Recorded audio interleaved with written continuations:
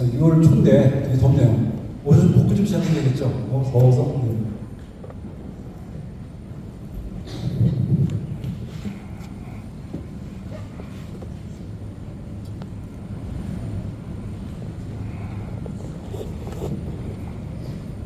오늘 우리 또 구시민들을 위해서 반갑고요. 저는 아까 좀 설명 소개를 드렸지만 일단 그 서울시에서 마지막 제가 공무원으로 퇴직을 했는데 한 12년 정도를 제가 이제 그 서울시에서 건축 공무원을 하다가 또 건대부동산대학원에서 또 같이 또 재건축 재개발 쪽에 강의를 한 13년만 했습니다. 그때 우리 또 정찬희 강사 뵙고 또 이런 자리까지 마련이 됐습니다.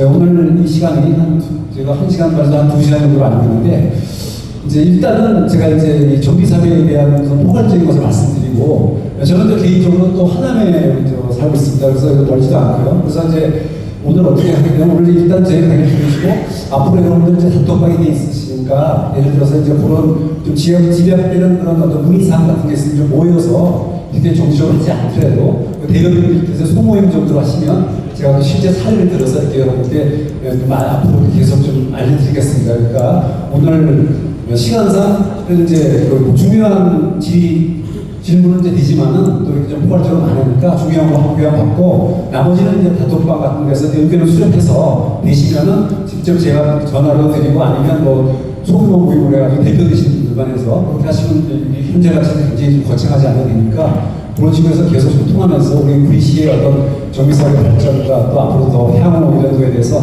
최대한 협조를 드리겠습니다. 우선 잠깐 제 소개를 말씀드리면 아까 제가 다 말씀드렸지만 현재는 일단 퇴직을 하고 제가 또 재건축 재개발 쪽에 이제 그 정비업체라고 있어요. 그래서 거기에 이제 쉽게 말하면 컨설팅 업체인데 그런 쪽에 제 후배 사무실에 근무하고 있고요.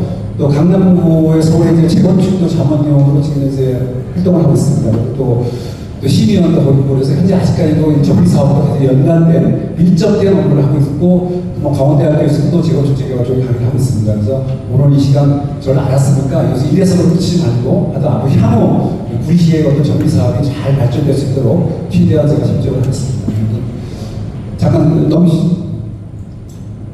넘기겠습니다. 자, 일단 설명을 드릴게요. 우리가 제목 자체가 정비사업이라는 것은 쉽게 말하면 정비사업이라는 것은 말 그대로 정비하는 거죠. 기존에 있는 아파트가 됐든 연립이 됐든 다세대가 됐든 아니면 단독주택지가 됐든 이러한 것을 허물고 아파트 짓는 거죠. 정비사업이 정비하는 거예요. 그걸 정비사업에서 소위 이제 재건축 재개발을 정비사업이라고 하고 제가 여기 보시게 되면 도시개발 사업이라고 했는데 요건 우리가 이제 쉽게 말씀드리면 지금 여기 토평 이주고 이제 한강변 우리 이제 개발 사업하는 거 있죠 아시죠? 그 수변지구 그걸 이제 새롭게 정비하는 게 아니라 새로운 신도시 개념으로 이제 택지 조성 사업을 하면서 도시 개발 사업을 하는 겁니다. 그래서 정비 사업과 도시 개발 사업이 이렇게 구분될 수가 있고요. 근데 사실 처음에 이제 잠깐 그래도 토평 이주에 대해서 굉장히 또 구리시민들이 관심이 많으시니까 잠깐 좀 거론했으면 좋겠다고 해서 원래 정비 사업은 아니지만 토평 이주를 잠깐 놓습니다. 여러분 아시겠지만 작년 11월 15일자로 일단 국토교통부에서 이제 우리가 총 8만 호에 대한 주택건설 공급 촉진 방안을 하면서 발표를 했죠. 그래가지고 총 5개 주, 수도권 3개, 아니면 이제 비수도권 2개에서 5개 주에 이제 그 도시개발 사업지를 해가지고 주택 공급을 활성화시키겠다고 이제 발표를 했어요. 그래가지고 이제 요것은 요 내용을 보시면 이제 공공주택 지구를 지정해서 공공주택 특별법에 적용을 받아서 공공주택 사업을 진행을 하는 겁니다. 근데 지금 현재 이 상태는 앞으로 어떻게 되어 있냐면 사실상 이제 앞으로 이제 이 도시개발 사업이 토평이 중에 도시개발 사업이 사실상은 앞으로 어떤 방향으로 가야 되냐는 것은 이제 앞으로 굉장히 지금 초기 단계지만은 그런 것에 잠깐 말씀을 드리고 또 진행사가 어떻게 되냐는 걸 여러분들이 아셔야 되기 때문에 그런 걸 잠깐 설명하는 시간을 갖도록 하겠습니다. 자, 우선 이거 보시게 되면 여러분 교재가 있지만은 일단 작년 11월 15일 날 8만 원대 지금 이제 이 토평 2지구는 공공주택을, 공동주택을 18,500호. 근데 여기가 지금 대략 88만 평입니다. 제가 이제 평방미터로 하자고 이제 평으로하는 것이 약간 좀 안 되는 거지만 여러분들 이해하기 쉽게 88만 명 해가지고 현재 18,500호의 주택을 짓겠다라고 해서 발표를 했습니다. 그래서 이 플랜을 보니까 일단 다음 넘기시죠. 넘기시게 되면 이제 일단 이제 플랜이 어떻게 되냐면 2025년까지 우선 이제 그 공동주택 지구 시정을 하게 됩니다. 그러니까 지금 현재는 이제 뭘 하게 되면 이제 이걸 발표해서 올해는 뭘 하냐면 환경성 영향평가라든가 재영향성 평가라든가 이런 각종 이 도시 개발 사업을 하는 데 있어서 기초가 되는 어떤 그런 영향성 평가에 대한 것을 지금 작업을 하고 있습니다. 왜 끝나고 나서는 이제 우리가 이제 내년도에 이제 우리가 공공주택 지구를 지정을 하고 지정을 낸 다음에 그 다음에 이제 여기에서 지구단위 계획을 하게 되는데 이 지구단위 계획은 뭐냐면 간단히 말씀드리면 이 토평 이주를 어떻게 도시 계획을 하느냐 어떻게 그러니까 공동주택은 뭐가 들어오고 용도를 어떻게 어떤 식으로 도시 계획을 하고 어떤 식으로 배치가 되냐고 하는 것이 지구단위 계획이에요. 그게 이제 25년도에 이제 지구 지정되면 그 다음 해까지 이제 쉽게 말하면 지구단위 계획. 지역별 도시계획, 지구단위 지구별 도시계획, 요 도평 이쪽에 맞는 도시계획 결정이 되게 되면 실제 그때 실체가 다 드러나게 됩니다. 그러고 나서 원래 기획사는 2017년도에 착공을 하겠다고 이렇게 얘기 나왔는데 제가 보기에는 만만치가 않고 보상도 있고 실제 또 이게 앞으로의 개발 방향에 대해서 굉장히 중요해요. 왜냐하면 이게 제가 좀 이렇게 이 도시 그러니까 토평 이주구에 대한 개발 방향에 대해서 나름대로 좀 생각하고 또 국토교통부에서 나온 그 자료를 좀 제가 좀 보니까 너무 이제 공동주택 아파트 쪽의 개발 쪽에 너무 치중해가지고 좀 한 것 같다는 느낌이 들어요. 근데 사실 이 도시가 발전을 하려면 사실은 이 계획타운화되는 성격이 되면 안 됩니다. 도시 항상 그래서 우리가 이 도시가 되려면 항상 이 자족도시가 많이 들어오죠. 첨단 자족도시 기능이 돼야 돼요. 그것은 뭐냐면 이 자체에서 우리가 쉽게 말해서 뭐 요건 좀 얘기가 좀 빗나갔지만 실제 이제 아파트 값을 굉장히 유지시키고 올리게 하는 상승시키는 요인 중에 하나가 뭐냐면 집주 문제입니다. 집주. 쉽게 말하면 직장과 주택이 같이 있어야 된다.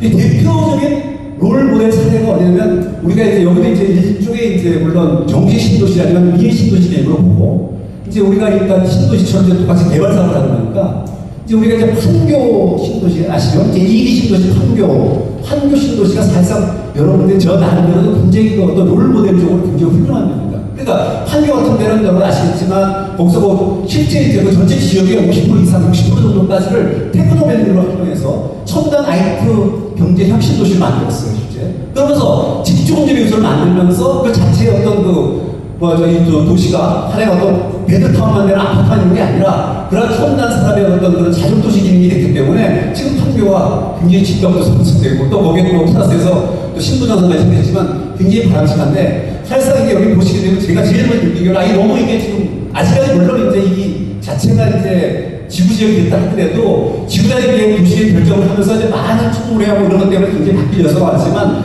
큰 것은 뭐냐면 지금 판교가 어떻게 되냐면 거기가 원래 제가 평을 한데 270만 평이에요. 270만 평인데 약 3만 가구가 됩니다. 약 3만 가구. 나머지 거는 전부 다 아까 말씀하신 그런 첨단 IT 산업가 들어온 거죠. 아시죠? 테크노밸리. 근데 그 비교를 하게 되니까 제가 비교를 한번 해봤어요. 그러니까 여기 도평지구는 시도에서 88년 90년 잡고 딱 3분의 1입니다. 근데 이제 거기가 3만 세대니까 여기는 거기에 비교하면 한 만 세대 정도가 돼요. 일단 이런 정도. 근데 여기 18,500이야. 그러다 보니까 요소 안으로 분쟁해서 조금 어떤 공동주택을 약간 좀 조정을 해가지고 그런 자족도시 기능으로 첨단산업, 또 요새 뭐 아시죠? 정보통신기술, ICT 해가지고 뭐 이렇게 스마트 도시 개발한다, 이렇게 뭐 말이니까 그런 쪽으로 좀 비중이 가야 되지 않나 생각을 합니다. 그런 것도 선거적으로, 물론 앞으로 많은 가정 속에서 우리 여러분들이 또 뭘 참여하시겠지만 일단 우리가 일단은 롤 모델이 한국이에요. 거기가 일단 성공을 했어요. 그래서 근데 그 비교하기가 딱 나오죠. 3분의 1 정도 되는데 거기는 아까 말씀드렸지만 270만 평인데 3만 가구인데 여기는 지금 그 3분의 1이니까 딱 맞죠. 90평, 80만 평이니까. 근데 지금 18,500이에요. 그러니까 물론 그것이 딱 맞아서 여기서 소멸이 되야 된다는 건 아니지만 그건 비중적으로 공동주택이 물론 이제 쾌적한 수면에서 쾌적한 어떤 그런 수면 도시의 어떤 그 프로트시트러스의 어떤 그 주택의 어떤 효율 가치는 높이지만 거기에 맞지 않게 도시가 발전한다면 그런 집주 근접에 그러한 최첨단 그런 그 기업인으로 유치가 돼야 되고 산업이 발전을 해야 됩니다. 거기 대표적인 게 여러분 풍류도 있지만 요새 분리해서 서울에 했던 마곡지구 아시죠? 마곡지구 이런 데 같은데도 그 공항 속의 그 벌판 쪽에 사실상 그 모임이 있어요. 그냥 만약에 거기 베드타운을 한다 그러면 근데 거기에 여러분 아시겠지만 각종 LG 사이언스도 비롯한 많은 기업이 들어감으로써 자력도시의 기능이 되면서 마곡 아파트 값을 올리면서 그 도시가 마곡 물론 그 자체에 그런 곳이 마곡에 대한 그 개발 사업이 굉장히 성공적으로 이루어진 그런 사례도 굉장히 많습니다. 뭐 대표적으로 송도도 좀 그렇고요.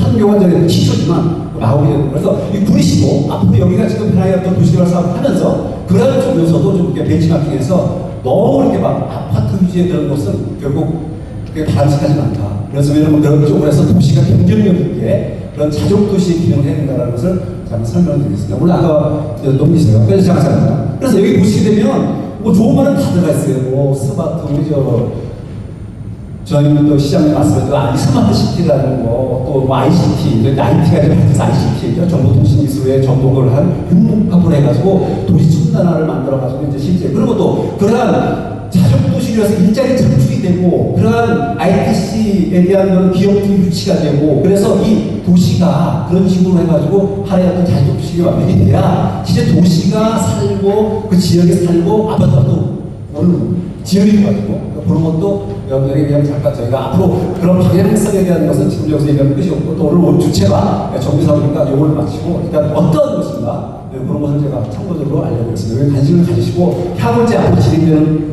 에 있어서 관심을 가지시고 그런 쪽에 방향성이 굉장히 좀 바람직하지 않나 생각을 제가 나름대로 판단을 해서 말씀을 드립니다. 그리고 아까 판결하고 비교를 했죠.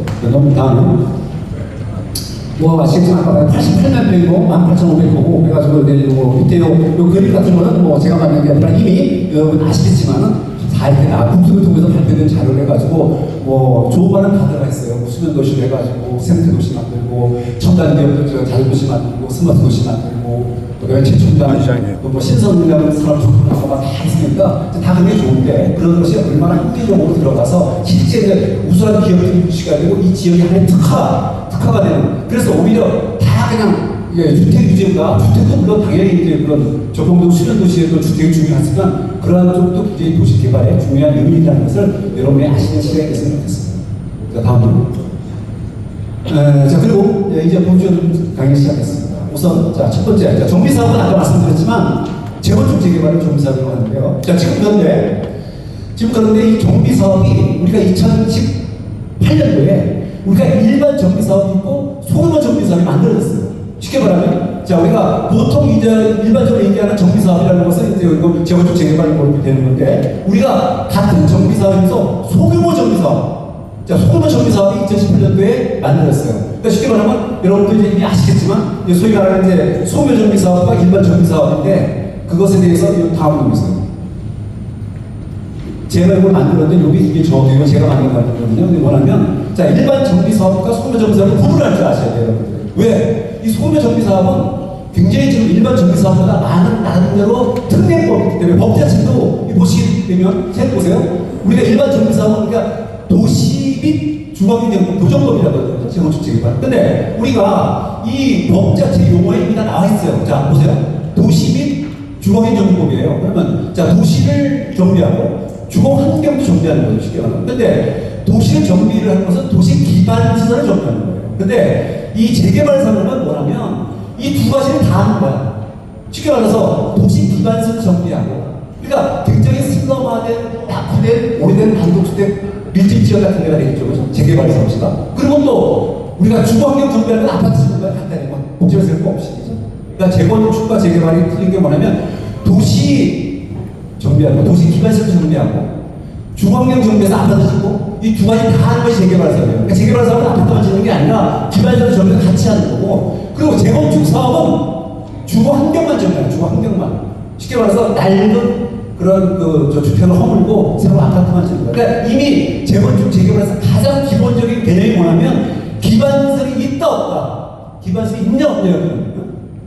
기반시설이 이미 우리가 오래된 아파트나 이런 데는 이미 기반시설이 돼 있기 때문에, 그러니까 기반시설은 뭐냐면 뭐 도로라든가 공원, 학교, 뭐 상하수도라든가 기타 뭐 공동구라든가 도시의 근간에 있는 시설을 도시 기반시설을 하죠. 그러니까 이제 그런 식으로 돼 있는 상태에서 지어진 상태로 아파트만 짓는 것은 재건축. 재개발은 아파트 짓는 건 당연하지만 기반시설까지 같이 정비해서 도시 기반시설 같이 하는 것을 재개발, 이렇게 구분을 하는 거예요. 자, 그래서 그렇게 해서 그리고 참 우선, 자, 그럼 일반 정비사업과 소규모 정비사업의 기준점은 뭐냐? 대지 면적이 18,000평 되는 기준이 약간의 시도시별로 이제 조례에 따라서 잘 틀릴 수 있지만 일단 기본은 많이에요. 18,000평. 3,000평 쉽게 얘기하면 18,000평가 넘는 건 일단 크게 일반 정비사업이고 18,000평 안 되는 건 소규모 정비사업. 이렇게 구분할 수가 있어요. 법 자체도 여기서 보시게 되면 일반 정비사업은 제가 도정법 좀 말씀드렸죠. 그렇지만 이 소규모 정비사업은 빈집 및 소면주택 정비에 관한 특례법이에요. 특례법. 특례법에서 뭐냐면 특혜를 주겠다. 특별히 해주겠다. 특혜를 주는 건데, 뭐 좀 이따 나오지만, 일단은 가장 중요한 게 만큼만큼 기준이라는 걸 아시고. 자, 두 번째. 그리고 재건축부터 시작하겠습니다. 재건축에 일반적으로, 그러니까 재건축 사업을 한 개 있어가지고, 일반 정비 사업과 소매 정비 사업의 재건축은 뭐냐면, 그러니까 200세대는 기준으로 200세대. 200세대가 넘는 기준. 아파트 200세대가 넘는 거는 일반 정비 사업을 하는 거고, 200세대가 안 되는 것은 소매 정비 사업을 한다. 이거 문제 아시죠? 또 재개발 사업 같은 경우는 우리가 또 이것도 이제 많은데 좀 많지 않지만 소규모 재개발 사업이라고 있어요. 소규모 재개발 사업은 구분하는데 소규모 재개발 사업은 좀 역세권에서 한다. 역세권에서 대지면이 5,000평만 미만만 소규모 재개발 사업이야. 그러니까 우리가 재건축 사업 같은 200세대를 기준으로 해서 10,000평가 기본이고 200세대 기준으로 해서 일반 정비사업, 소규모 정비사업. 그러니까 재개발은 당연히 그것도 10,000평 이상을 일반 재개발을 하는데 그렇다고 해서 소규모 재개발 사업은 많이 아니라 5,000평인데 주로 역세권, 중호지역, 낙후된 주거지역 이런 데서 소규모 재개발 사업을 지금 그렇게 지금 구분할 수 있고. 근데 사실상 이제 우리가 일반 정비사업 쪽에 나오지만 소규모 정비사업에서 가장 대표적인 건 뭐냐면 여러분 많이 들어보셨을 거예요. 가로주택 정비사업 많이 들어보셨죠? 가로주택 정비사업이 소규모 주택 정비사업, 가로주택 정비사업. 그래가지고 소규모 주택 정비사업이 가로주택 정비사업인데 주로 대상 자체가 그러다 보니까 이제 오래된 소위 말해 빌라라고 다세대, 10개, 그죠? 주로 여기를 이제 기준으로 하는데 요것은 이제 20세대 이상이 되는 거예요. 그러니까 20세대 이상인데 가장 소규모 정비사업의 대표적인 사업이 가로주택 정비사업이에요. 가로주택 정비사업. 그러니까 기존에 있는 빌라, 다세대 이런 거 한 동도 할 수 있어. 두 동 이렇게 뭐 그래서 20세대가 넘는 대상이 되고 다만 면적이 10,000평 안 되면 세대수에 관계없이 내가 가로주택 정비사업을 할 수 있다. 자, 근데 우리가 일반 정비사업, 소규모 정비사업을 구분을 해가지고 특례법이라고 하면 뭐가 특례냐? 자, 간단히 얘기하면 여러분 재건축 재개발 시작했다고 10년이죠. 서류도 많고 절차도 많고. 자, 소규모 정비사업은 모든 절차를 이해를 다 없애버렸습니다. 그래서 여기서 일단 이론적으로 나오면 일단 일반 정비사업의 재건축 재개발 사업이 한 8년, 9년 돈다 그러면 여기는 뭐 일단 홍보용이 지금 1년에서 3년까지 간다라고 하면 뭐 1년은 아닌 것 같고 그래도 대폭 2, 3년 정도는 진행할 수 있고 여러분 그러한 모든 절차 반 이상은 없애버렸어요. 빨리 가게 합니다. 아시겠죠? 그렇게 구분을 하겠습니다. 넘기겠습니다. 자, 좀 빨리 하세요. 재건축 사업은 우리 아까 얘기했지만 주거 환경 정비라는 건데 일단 공동주택 재건축 사업이 있어요. 자, 그러니까 여러분들이 공동주택 재건축 사업은 뭐냐면 아파트와 연립주택만 있다는 거예요.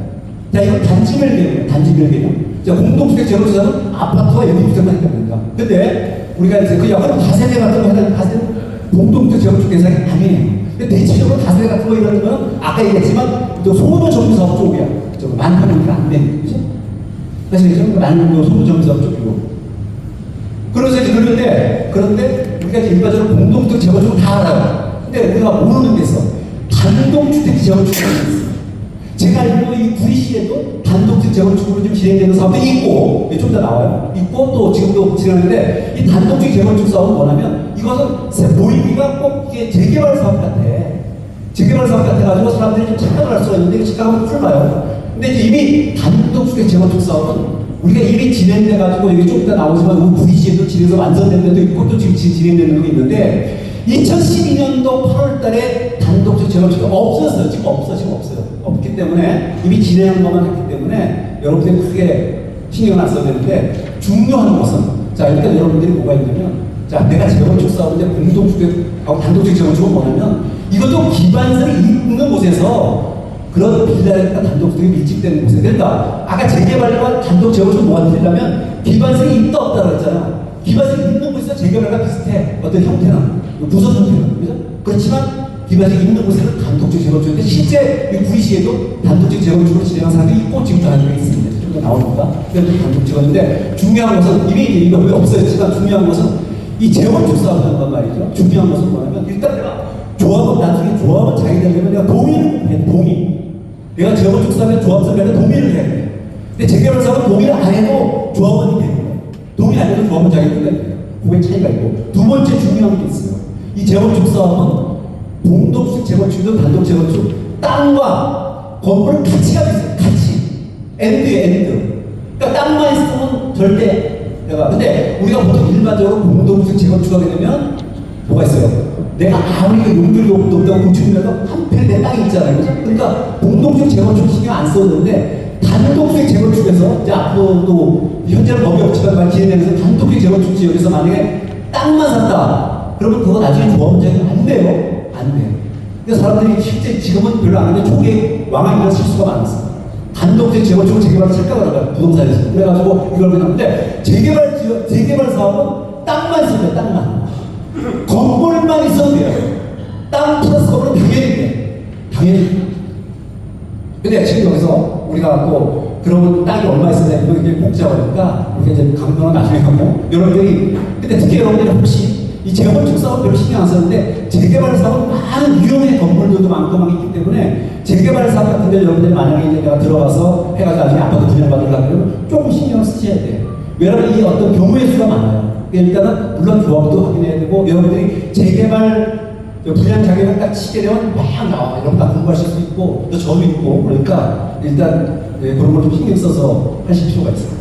그래서 일단 뭐 중요한 거 아까 조합적인 동의해야 되는 사람만 재건축 조합으로 자인이 되고 재개발은 다른 것이 있습니다. 그 정도까지 하고 넘깁시다.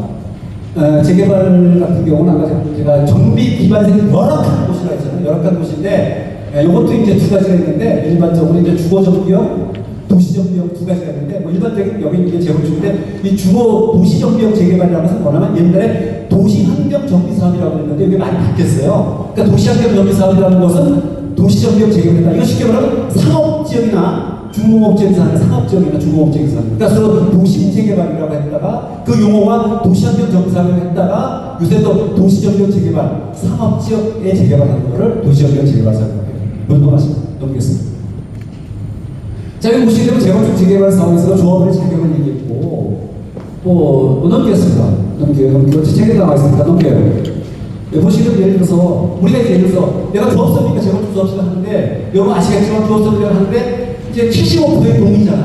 75%의 동의가 있어야 조합설을 할 수 있어요. 지금 여기 뭐 주택 재개발 지역 같은 데가 얼마 전에 조합설을 하면 준비총회로 53시간 한 번 알고 있는데 그런 사람들은 지금 이제 직접 조합설을 하려고 하고 있어요. 그럼 75%의 동의가 있어야 되는데 그럼 25%는 미동의자잖아.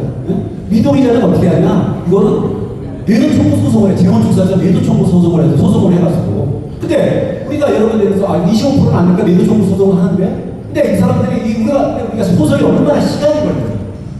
이거 진짜 25% 안 하는 사람들 빼고 일단 조합설인가 나지만 매도 청구 소송을 하는데 시간이 많이 걸리니까 일단 내가 소송을 걸어놓고 나서 실제로 그 소송 결과가 안 나와도 우리가 이제 보통 구리도 그렇고 일반 서울시 구청장 같은 데는 구청이 심의위원이지만 심의위원회에서 이상한 경우 통과시켜 해주면 그냥 먼저 조합설명을 해줘요. 무슨 말인지 아시는 거?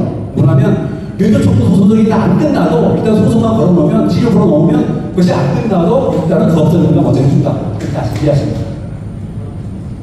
그리고 또 상가가 항상 조합설명은 상가가 문제지 상가. 그죠? 근데 요새는 옛날에 그러니까 우리가 이제 보통 이제 요건 동의가 75%인데 재건축기가 75%에 4분의 3 동의인데 또 재건축가가 동별 동의죠. 동별 동의자고 동별 요건은 2분의 1 이상 또 동의가 돼요. 그러니까 만약에 한 동에서 2분의 1이 동의가 안 되면 그건 안 됩니다.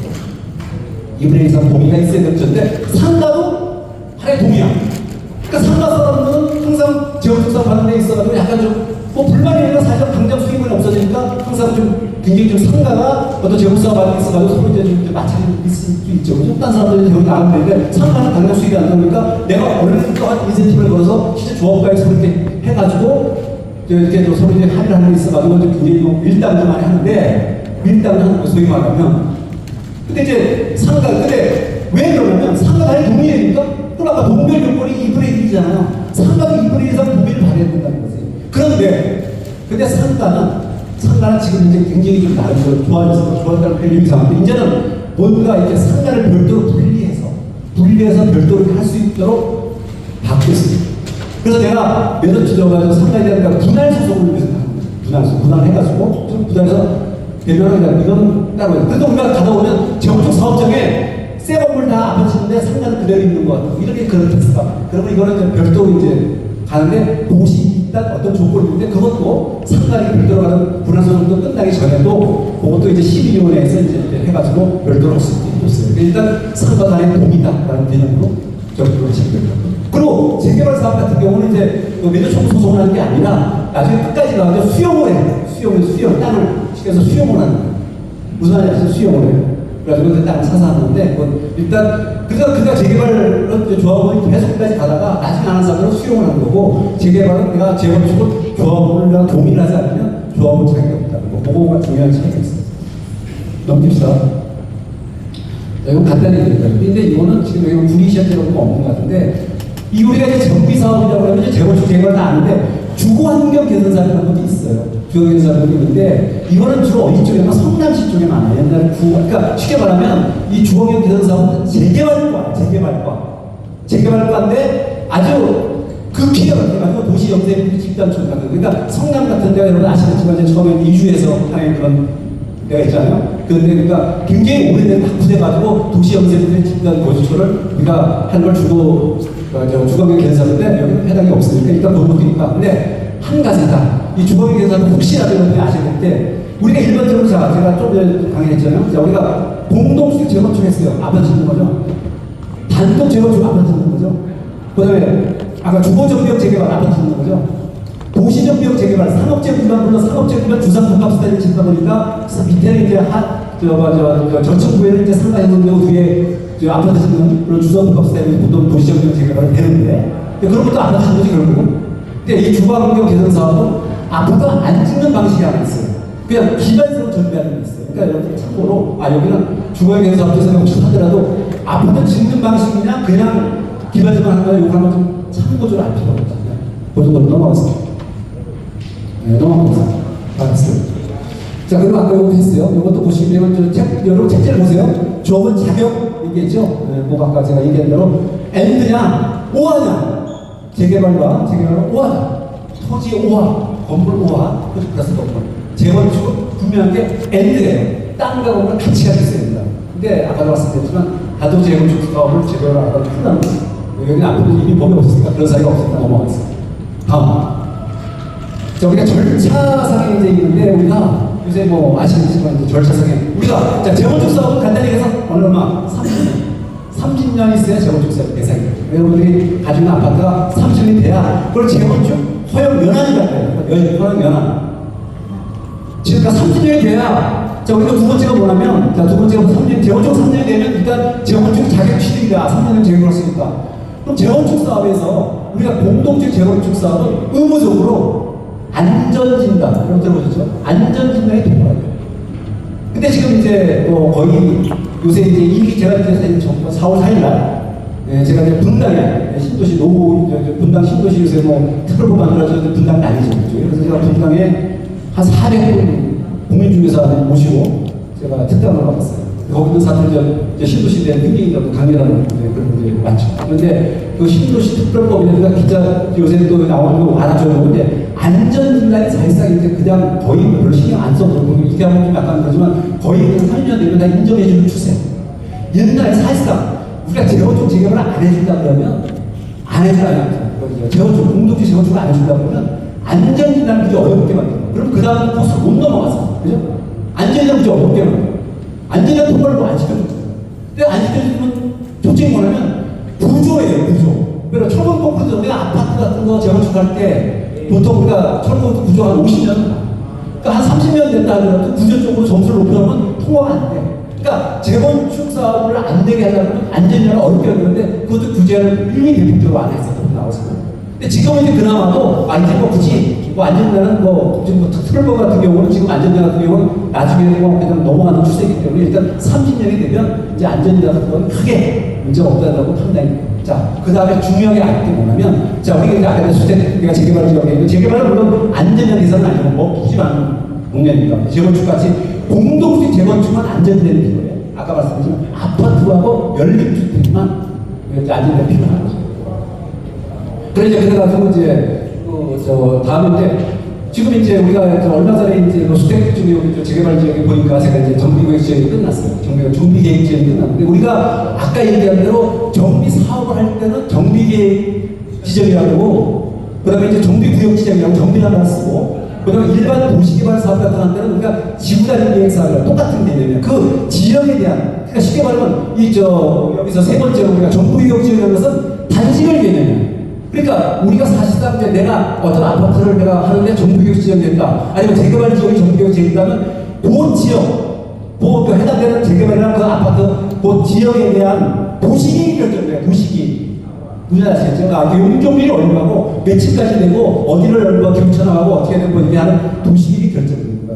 청소와 모든 것이. 그래서 사실상 여러분들이 재개발과 재건축 사업을 할 때 사실상 좀 더 안전하게 하려면 사실 정비구역 지역이 끝나고 나서, 그런 다음에 취득을 하는 것이 유리하게. 근데 사실상 원래는 그 이전에 그런 기운이 없을 때 사야 나중에 정말 모르죠. 어쨌든 정부의 지역이 되게 중요해요. 그래서 이제 정부의 지역이 되면 여기에 대한 아웃라인이 결정됩니다. 여기가 용적률이 얼마냐, 건폐율이 얼마냐, 몇 층으로 하냐, 몇 동이냐, 대강이 그런 것이 나와서 대강이 어떤 그런 것입니다. 그 다음에 이제 뭐 추진이 하나 있고, 그 다음에 조합설이니까 제가 좀 전에 얘기했죠. 조합설이니까 이제 동별 2분의 4분의 7, 4분의 3, 15%의 동일하면서 이제 조합설인가 넘기겠습니다. 조합설 인가가 나면은 이제 시공사를 선정할 수가 있어요. 조합설 인가가 나야 돼. 근데 사실상 현실적으로 이제 서울시 전에 서울시를 예를 들어서 하는데, 서울시 같은 경우는 그동안에 이제 계속 이제 그 시공사 선정을 사업 승인 보시게 되면 사업 시행 인가라고 있죠. 사업 시행 인가가 쉽게 말하면 허가 나는 건데, 이 사업 승인의 허가가 떨어져야 원래 시공 선정을 계속 서울시에 해줬는데, 저번에 작년 7월 1일자로 이제 오전시장이 바꿨어요. 그래서 원래 법은 그러니까 조합설이니까 지나고 나서 그런 다음에 이제 시공사를 뽑을 수가 있는데, 근데 사실은 이것도 사업시행 인가 후에 하는 것도 좀 그런 어떤 약간 좀 그 일리가 있어요. 뭐냐면 우리가 이 내용을 정확하게 알잖아. 사업시행 인가가 다 끝나고 나야 정확하게 이 내가 허가 나가지고 지금이 확정이 되잖아요. 그죠? 그래서 그런 상태에서 시공사 선정을 해가지고 해야 되는 건데, 사실상 이 조합설 인가까지 해서 이 여기 사업시행 인가 안 가는 전에 시공사 선정을 하게 되면 실제 어떤 공사나 이런 거에 대한 소리 좀 발생이 있을 수가 있죠. 확실해지지 않는 거죠. 물론 이제 거기에 일단 그게 왔으니까 서로 이제 그래가지고 서로 뭐 특례 조항이니까 앞으로 결정이 어떻게 되고 이런 건 다 달겠지만 그렇게 해왔지만은 일단 뭐 어디 얘기가 있죠. 일단은 시공사 선정은 조합설 인가로 할 수가 있고. 자, 그렇게 해서 나중에 이제 쭉 넘어가서 이제 관리처분 계획을 하는데, 사실상 모든 것이 확실해진 것은 관리처분 계획인 거죠. 관리처분 계획만 뭐라면 여러분들의 사실 아파트가 있는데, 이 아파트에 보통 이제 재건축 사업 같은 경우는 이제 대지 지분을 많이 따지잖아요. 근데 내가 이것을 그냥 무상으로 얼마나 갈 수 있지? 내가 지금 사는 땅 지분이 15평에 대해서 20평 타입이 있는데, 이 타입으로 내가 재건축 종전 조급 평가해가지고 내가 몇 평으로 그냥 무상으로 갈 수 있지? 내가 만약 내가 가지고 있는 걸로 해서 34평을 간다면 내가 분양을 얼마나 내야 되지? 뭐 이런 것이 결정되는 거기 때문에 관리처분 계획인가가 되게 중요합니다. 그 정도로 넘기겠습니다. 자, 그리고 여기도 지금 이제 현재 이 도시 재정비 사업이 있어요. 이걸 뉴타운 사업을 하는데, 이게 도시 재정비 촉진 사업인데, 지금 구리시는 두 개가 진행되고 있어요. 인천 C타운, 시구역 롯데에서 하는 거하고 수택 2, ABCD 수택 2 구역이 두 개야 재정비 촉진 지역으로 해가지고 촉진 지역으로 두 가지가 현재 지금 진행되고 있어요. 보니까 여기는 이제 촉진. 근데 이것이 일반적인 그 재개발 사업과 촉진 사업과 뭐가 틀린데? 라고 하게 되면 넘겨보세요. 여기 보시면 위에 그림을 보세요. 자, 원래는 재개발 사업이 따로 있어요. 몇 개가. 그럼 몇 개 있는 재개발 사업자는 각자들로 재개발 사업을 하는 거고, 이걸 다 앞에서 이제 시켜서 요걸 이제 우리가 이해하기 쉽게 되는 뉴타운이라고 해서 처음에 그래서 이명박 서울시장 때 만든 2002년도에 제가 있을 때 만들었는데, 제가 건설할 때 만들었는데, 그 뉴타운인데 지금 그 말이 제대로 촉진 사업으로 바뀌었어요. 그러니까 촉진 사업은 진행되는 것도 있는데, 그러니까 쉽게 말하면 좀 이제 이 촉진 사업의 규모가 좀 크고, 어떻게 보면 이제 굉장히 다양합니다. 원래 기존의 규모가 크든지 아니면 또 재개발 사업자 같은 게 두세 개를 같이 합해서 하나의 타운화 시켜가지고 전체를 촉진 지역으로 지정을 해가지고 하든지 하는 건데, 근데 촉진 지역으로 진행되는 게 두 군데가 여기 나오는데 어쨌든 그것은 좀 더 일반 재개발 단일 사업자보다 더 크죠. 커가지고 이렇게 단일 번들었는데, 여기는 지금 이제 두 개가 진행되고 있다. 그래서 그런 촉진 사업을 진행되게 되면 이제 사실은 원래 이제 일반 재개발 사업 같은 경우는 이제 어떤 기반시설 같은 거에 대해서는 일단 이제 주로 이제 원래 있는 거기는 주민들이 다 같이 이렇게 하는 건데, 이 촉진 사업을 하면 이제 우리가 시나 이런 데서 같이 이렇게 기반시설 같은 거를 좀 같이 해가지고 도시계획을 결정을 주기 때문에 좀 유리한 측면이 있어요. 근데 뭐 거기다 좋다 나쁘다 떠나서 어쨌든 촉진 지역의 제도개축 도시 제도개축 사업이 뉴타운 사업의 용어인데 쉽게 말해서 여기가 좀 더 규모가 그냥 제가 봤을 때 규모가 커가지고 타운화시켜서 하는 것을 우리가 제도개축 사업을 한다. 이 정도만 아시면 됩니다. 넘어가겠습니다. 자, 재건축 사업 같은 거 보니까, 지금 이제 여기 보니까 뭐 주택 일주고 재건축 사업이고, 이미 이제 진행된 거에 나와 있죠? 뭐 힐스테이트 같은 거, 이런 데 이미 이제 지정되고 있고, 진행되고 또 현재 뭐 우리 완료된 지역은 이편한상 뭐 2020년에 주택센트럴 지금 뭐 700개 되어 있는 거고, 또 주택지구 또 한양수에 재건축된 거 있죠? 근데 요 지역이 이것이 이제 단독주택 재건축도 됐더라고 보니까, 뭐 이미 지난 거지만, 요런 거, 그러니까 단독 재건축 지역 같은 건 아파트가 되는데 한 게 아니라, 이제 돼가지고 돼 있어요. 넘겼습니다. 그 다음에 이제 이것도 재개발 사업 같은 경우도 뭐 딸기원 이지구가 있고, 이것도 지금 이제 진행되고 있고, 그 다음에 또 넘겨보세요. 지금 요새 아까 제가 말씀드린 수택지구 재개발, 이것도 이제 아까 2003년 7월달에 아까 정비구역 지정 문제가 됐고, 이제 우리가 올해 이제 5월 30일 날 조합설을 위한 정비구역 지정된 다음에 조합설 장기 총회를 해야 돼. 총회해가지고 이제 총회를 필요로 해가지고 이제 그 총회를 한 다음에 그런 다음에 이제 동의를 얻어서 같이 해서 조합설을 신청을 하는데, 지금 요 수택 재개발 지역은 지금 여기까지 왔어요. 지금 총회에서 이제 앞으로 뭘 하냐면 이제 동의 받아가지고 총회하는 거나 해가지고 약간 같이 해서 이제 제출하게 되면 이제 조합설이니까 나오는 거죠. 이거 단계. 넘깁시다. 넘겨요. 딸기원 넘겨요. 네, 알겠어요. 딸기원 일지구는 뭐 이게 좀 보니까 이제 말씀이 많고 이제 다른 데 좀 문제가 있는데 제가 안 쓰려도 어쨌든 뭐 진행되고 있어서 이건 어떤 결론적으로 오래됐는데 서로 이제 뭐 시와 뭐 서로 이런 뭐 여러 가지 문제점인데 뭐 제가 여기서 그거 말씀드릴 건 없고 지금 현재 일단 우리가 이제 여기서 보시고 싶은 가장 중요한 게 추진위원회가 이제 쉽게 말하면 이제 대법원 판결에서 이제 취소가 됐기 때문에 이제 동의서 문제 때문에 굉장히 좀 갈등이 있었던 것 같아요. 그래서 어쨌든 또 구리시에서는 이 동의서 자체를 다시 해야 된다라는 거 새로 이제 하는 거예요. 그래서 원래 받았던 걸 다 주민이랑 같이 써야 된다고 이런 식의 갈등 때문에 이렇게 하다가 결국 최종적으로 이제 작년에 이제 그 정비구역 위반을 이제 지정을 안 해줬어요. 그러니까 지금 다시 지금 동의서를 받고 있는데 뭐 그런 내부적인 문제를 얘기하려는 게 아니라 이것도 좀 딸기 좀 고정도. 그러니까 내가 지금 재건축 재개발 되는 게 있어가지고 어디까지 왔나, 어디까지 내가 다음에 뭐가 있나라는 것이 굉장히 중요한 거죠. 그래서 그런 의미를 써놓은 거니까 제가 뭐 딸기 일종에 얘기를 게 아니라. 그다음에 재개발 관련된 거는 여러분 아시겠지만 뭐 구리 편한 대상 이창 어반토레에서 2020년도에 완료된 사례가 있습니다. 넘기겠습니다. 그거 말고도 이제 요게 이제 제대로 추진지역인데 인천 C구역 롯데에서 짓는 거 있죠. 그래서 지금 이제 해가지고 롯데에서 짓고 있으면서 거기 지금 진행되고 착공이 돼가지고 이제 곳이 거의 이제 완공당에 있는 거고. 그다음에 이제 아까 그 수택 A, B, C, D, E 수택 2구역에 요거는 지금 이제 거의 다 진행이 돼가지고 진행이 지금 이제 끝나서 지금 2주가 이제 시작돼가지고 이제 2020년도 뭐 하반기쯤에 준공한다. 이것도 이제 아까 얘기한 촉진 지역으로 제조비 촉진 지역으로 해서 허가는 두 가지가 있습니다. 시계가 없나요? 지금 몇 시예요? 시계 있으면서 물어봐.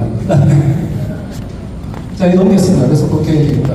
자, 제가 좀 안전지정비가 바뀐 건데, 요거는 아까 제가 말씀드린 대로, 그렇게 지금 거의 분위기가 일단 재건축은 30년. 근데 여기서 재개발되는 게 있어가지고 진행되면 앞으로 여기 재개발 하려는 데가 있는데, 여러분들 요거는 지금 잘 모르는 사람이 많은데요.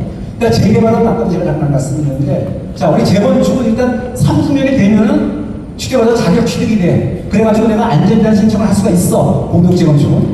근데 재개발 사업자 같은 경우는 내가 만약 재개발을 하려고 하게 되면 우리가 이제 1+1이에요. 이 1+1이라는 말을 잘 들으세요. 그러면 일단 노후도가 60% 이상이 되고, 노후도, 그죠? 노후도 아시죠? 노후도는 60% 되고, 그 다음에 이제 이 1+1이면 이 나머지 인구 밀도라든가 도로 상태라든가 아니면 그런 또 면적이라든가 뭐 이러한 여러 가지 어떤 조건에서 하나가 돼야 되니까 노후도는 기본이고 기본 원. 그 중에 4개 중에서 하나가 돼서 1+1이 돼야 재개발 사업이 됐어요. 근데 이게 작년 10월 달에 바뀌었어요. 바뀌어가지고 지금은 이제 재개발 사업자도 노후도가 그 대신에 지금 요새 좀 막 바뀌어가지고 지금 중에 있는데 나머지 5%가 없어도 노후도가 만약 60%인데 노후도를 70%, 75% 정도로 강화해서 노후도가 돼도, 그러니까 이게 우리가 옛날에 제가 아까 얘기한 단독적 재건축하고 비슷한 거죠. 그러니까 이 쉽게 말하면 재개발 하려고 노후도가 다 낡았는데 나머지 조건에 5+5 조건이 안 되면 재개발이 안 됐어요. 근데 이제 그러지 말고 그냥 노후도가 원래 기존 60%인데 거기서 좀 더 노후도를 더 해가지고 70% 정도 만들어서 되면은 이제 재개발도 앞으로 해주겠다. 그렇게 해서 이거 참고를 하시기 바랍니다. 자, 그러니까 재건축 관련된 아까 말씀드렸지만 공동주택 재건축.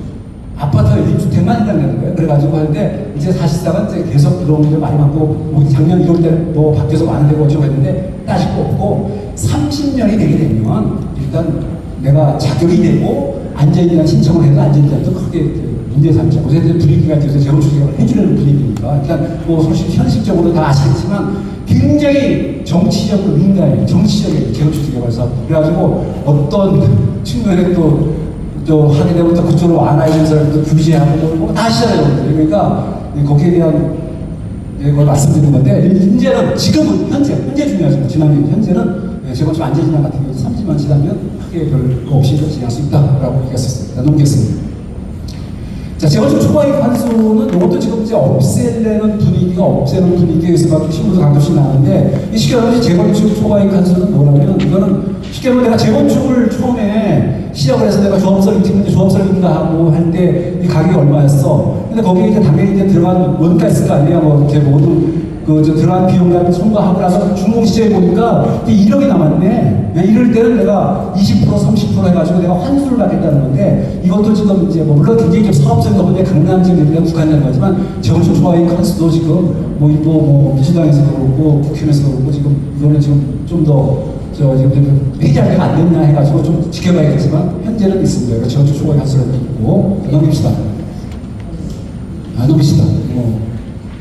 분양가 상한제는 지금 현재는 사실상 분양가 상한제는 들어보죠. 분양가 상한제는 사실상 전에는 뭐 옛날에 구리시계나 다 없어지고 지금은 이제 서울에 4개 구만 해당되기 때문에 여기는 관계없어. 분양가 상한제.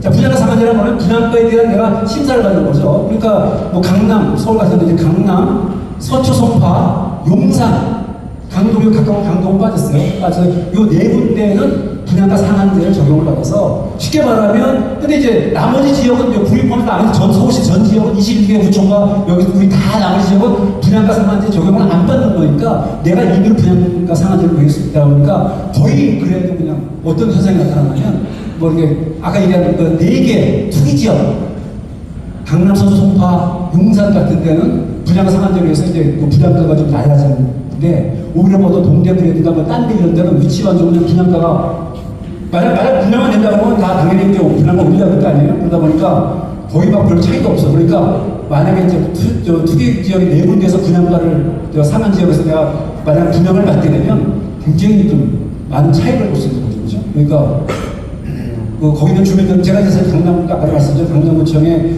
재건축 자문위원회에서 강남구청도 지금 뭐 그동안에 사실상은 이제 저는 또 바우시장이 뭐 돌아가시지만 그건 굉장히 지금 재건축 재개발 중에 굉장히 좀 적극적이지 않으셨잖아요. 솔직히 말해서 굉장히 좀 그래서 그때 이제 강남이나 이런 데 재건축이 거의 다 진행이 안 됐어요.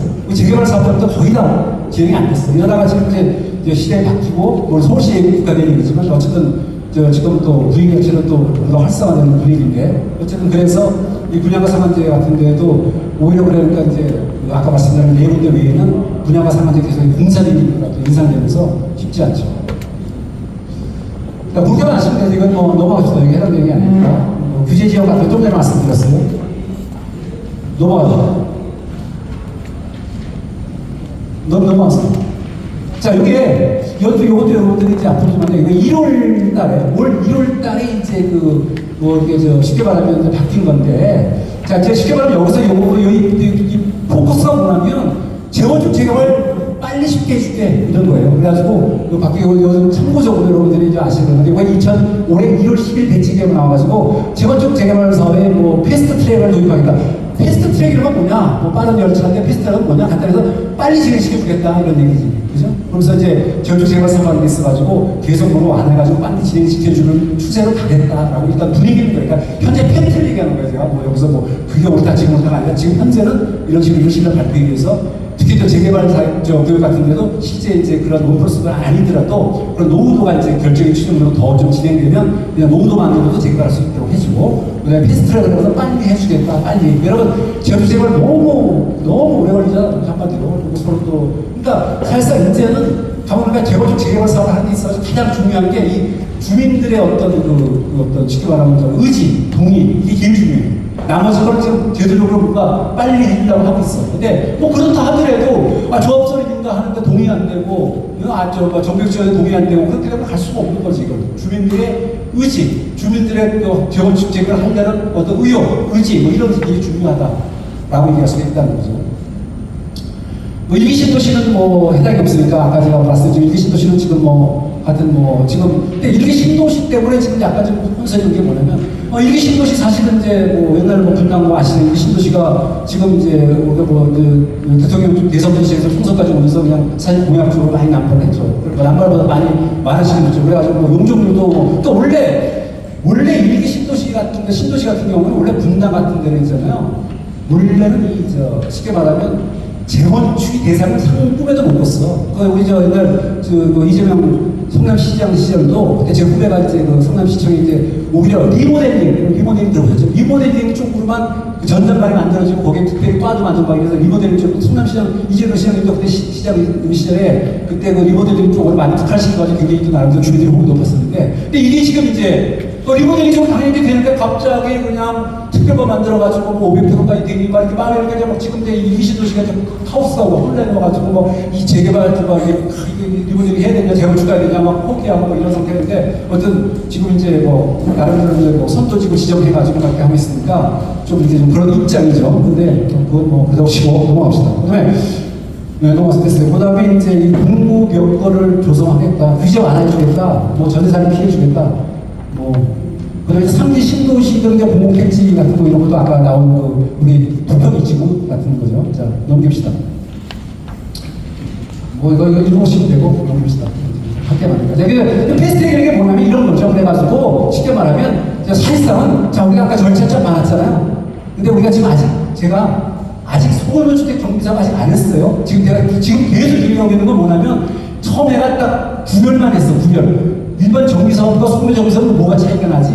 또 어떤 법의 규정을 받지? 어떻게 그것만 얘기하고 지금 아직 안 들어갔어, 편이. 지금 계속 제가 정비사업 얘기하고 있는 거예요, 지금 현재는.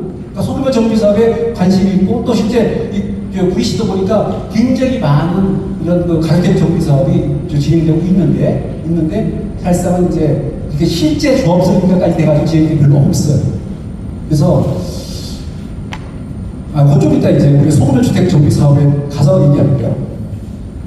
일단 그래서 이제 재건축은 패스트트랙을 해가지고 빨리 진행하겠다는데, 가장 키포인트가 뭐냐면은 여러분 재건축 재개발 사업 하면서 가장 시간이 많은 게 뭐냐면, 여러분들이 아까 내가 절차상에 쫙 얘기했어요. 자, 우리가 알았어, 재건축은 안전일단 30년 돼야 되고, 재개발은 어쨌든 재개발 구역 지정이 여건이 되면은 우리가 재개발을 안전일이 없으면 바로 정비구역 지정을 해야 돼. 아까 주택지구 재개발처럼 정비구역 지정된 다음에 그 다음에 취임위원회 구성을 해야 돼. 그 다음에 조합설립을 해야 돼. 그 다음에 이제 시공사정을 해야 돼. 그렇게 쫙 절차가 있었는데, 이제 좀 이따 이제 소규모 정비사업은 어떠한 것이 없어지나, 어떤 절차가 절차에서 좀 이따 나오니까 일단 그건 좀 하라고. 근데 거기서 중요하게 빠진 게 하나 있어요. 진짜 여기는 실제 시장님 잘하시고, 뭐냐면 우리가 조합설계가 끝나고 나서 우리 여기는 바로 그냥 사업실 인가를 그냥 되는데, 그 중간에 뭐가 있냐면 심의가 있어요. 심의. 아시잖아요. 심의가 무지 복잡해요. 우선 도시계획 심의, 교통영향평가 심의, 환경영향평가 심의, 건축계획평가위원회 심의가 4-5개입니다. 사실 심의기간이 엄청 어려워요. 그러니까 실제 절차상에 여기 심의가 없어요. 근데 바로 조합설이 끝났으면 우리 바로 그냥 사업 시행을 되는 거 아니에요? 시공사업 가서 절대 아니에요. 심의가 한 몇 년 걸려요. 심의 한 번 통과되는 게 없고 심의가 까다로워. 몇 가지 심의. 근데 이제는 패스트트랙에서 가장 중요한 게 뭐냐면, 지금 정부에서 가지고 있는 이 심의를 대폭적으로 쉽게 말하면 이제 단축시키겠다.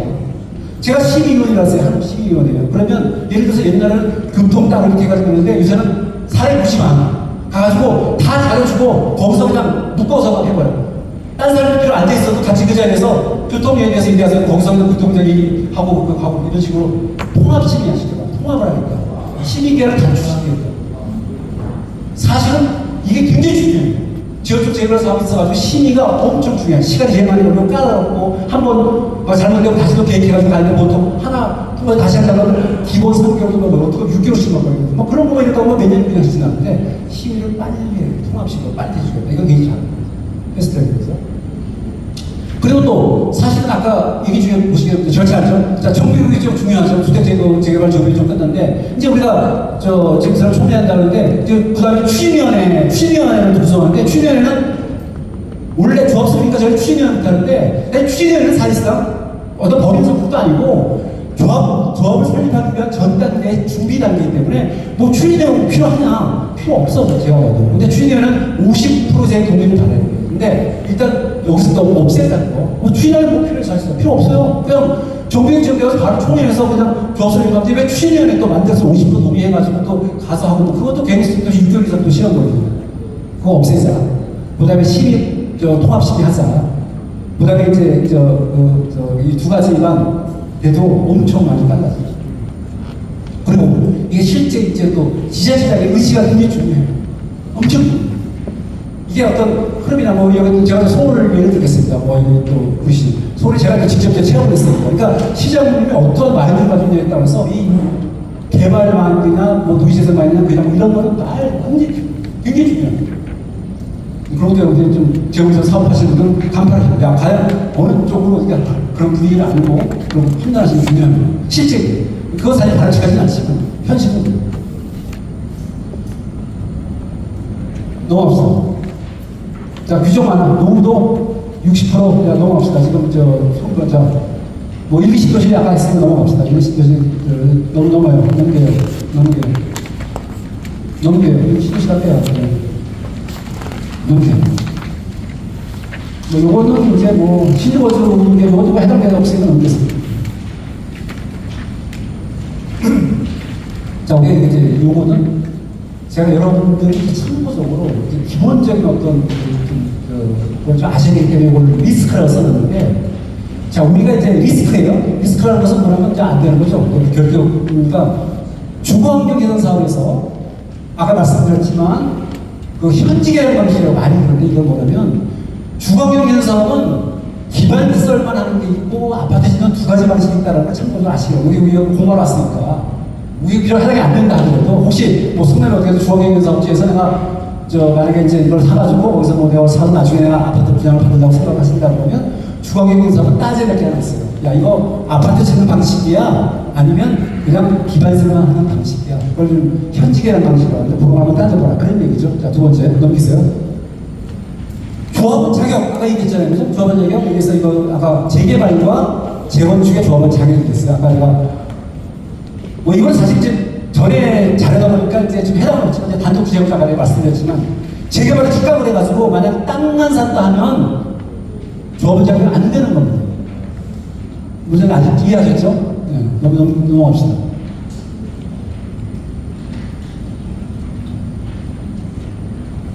그렇게 하고 고만했어요. 그 다음에 정비사업 유망 지역은 뭐냐면 당연히 정비사업 유망 지역은 자, 첫 번째는 뭐냐면 여러분 보세요. 그 다음에 이제 실제 사실상은 제가 여기 이제 조합기사 인가나 또 추진이 다음에 윤곽이 나타나는데 사실상 정비구역 지정 다음에 윤곽이 나타납니다. 아까 얘기했잖아. 정비구역 지정은 뭐냐면 그 재개발 재개발 사업자, 재건축 사업자 나름대로의 도시계획이에요. 용적률이 얼마나 되냐. 사실상 여러분들이 용적률 얘기가 나왔습니다. 이제 여러분들이 잘 용적률은 굉장히 중요해요. 여러분 용적률 여러분 상식적으로 생각해보세요. 지금 서울에서도 저층 아파트가 가장 많이 돈 벌었다고 이사하다가 좀 이렇게 수혜를 많이 받았어요. 당연하지 않습니까? 왜냐면 용적률이 재건축은 300%인데 지금 기존에 있는 자체 용적률이 100%가 안 되는 저층짜리 같은 경우는 200%의 아니 단순히 한 200%의 어떤 일반 분양이 나왔어요. 그렇지 않습니까? 그러니까 용적률이 나중에 유리하다. 물론 이제 재건축 사업은 주로 이제 대지지구, 재개발 사업은 비례비라고 돼 있어요. 뭐 설마 이런 쪽으로 해가지고 이제 보통 사업성 평가를 하는데 그냥 단순하게는 그러니까 용적률을 보는 거야. 여러분들이 사실 용적률이 만약에 200%가 넘어가 이렇게 된다면 당연히 내가 재건축이 300%라면 텀이 얼마 없잖아. 일반 분양 가격이 없잖아요. 상하이가 과정 초등학교 상식인 거죠. 그러니까 용적률이 낮은 아파트거든요. 물론 이제 아파트 가격을 결정하는 모든 요소는 아까 말씀드렸지만 뭐 교통과 학군과 뭐 여러 가지 많죠. 그 중에 이제 아까 제가 또 집주근접이 얘기했지만 그런 집주근접의 요소를 위해서 이 도시가 그런 식의 어떤 그런 아까 얘기했지만 도시 경쟁력을 확보할 수 있는 그러한 쪽으로 기업 유치되고 그러한 쪽에 어떤 그 특화가 되어야 된다는 걸 제가 아까 말씀드렸습니다.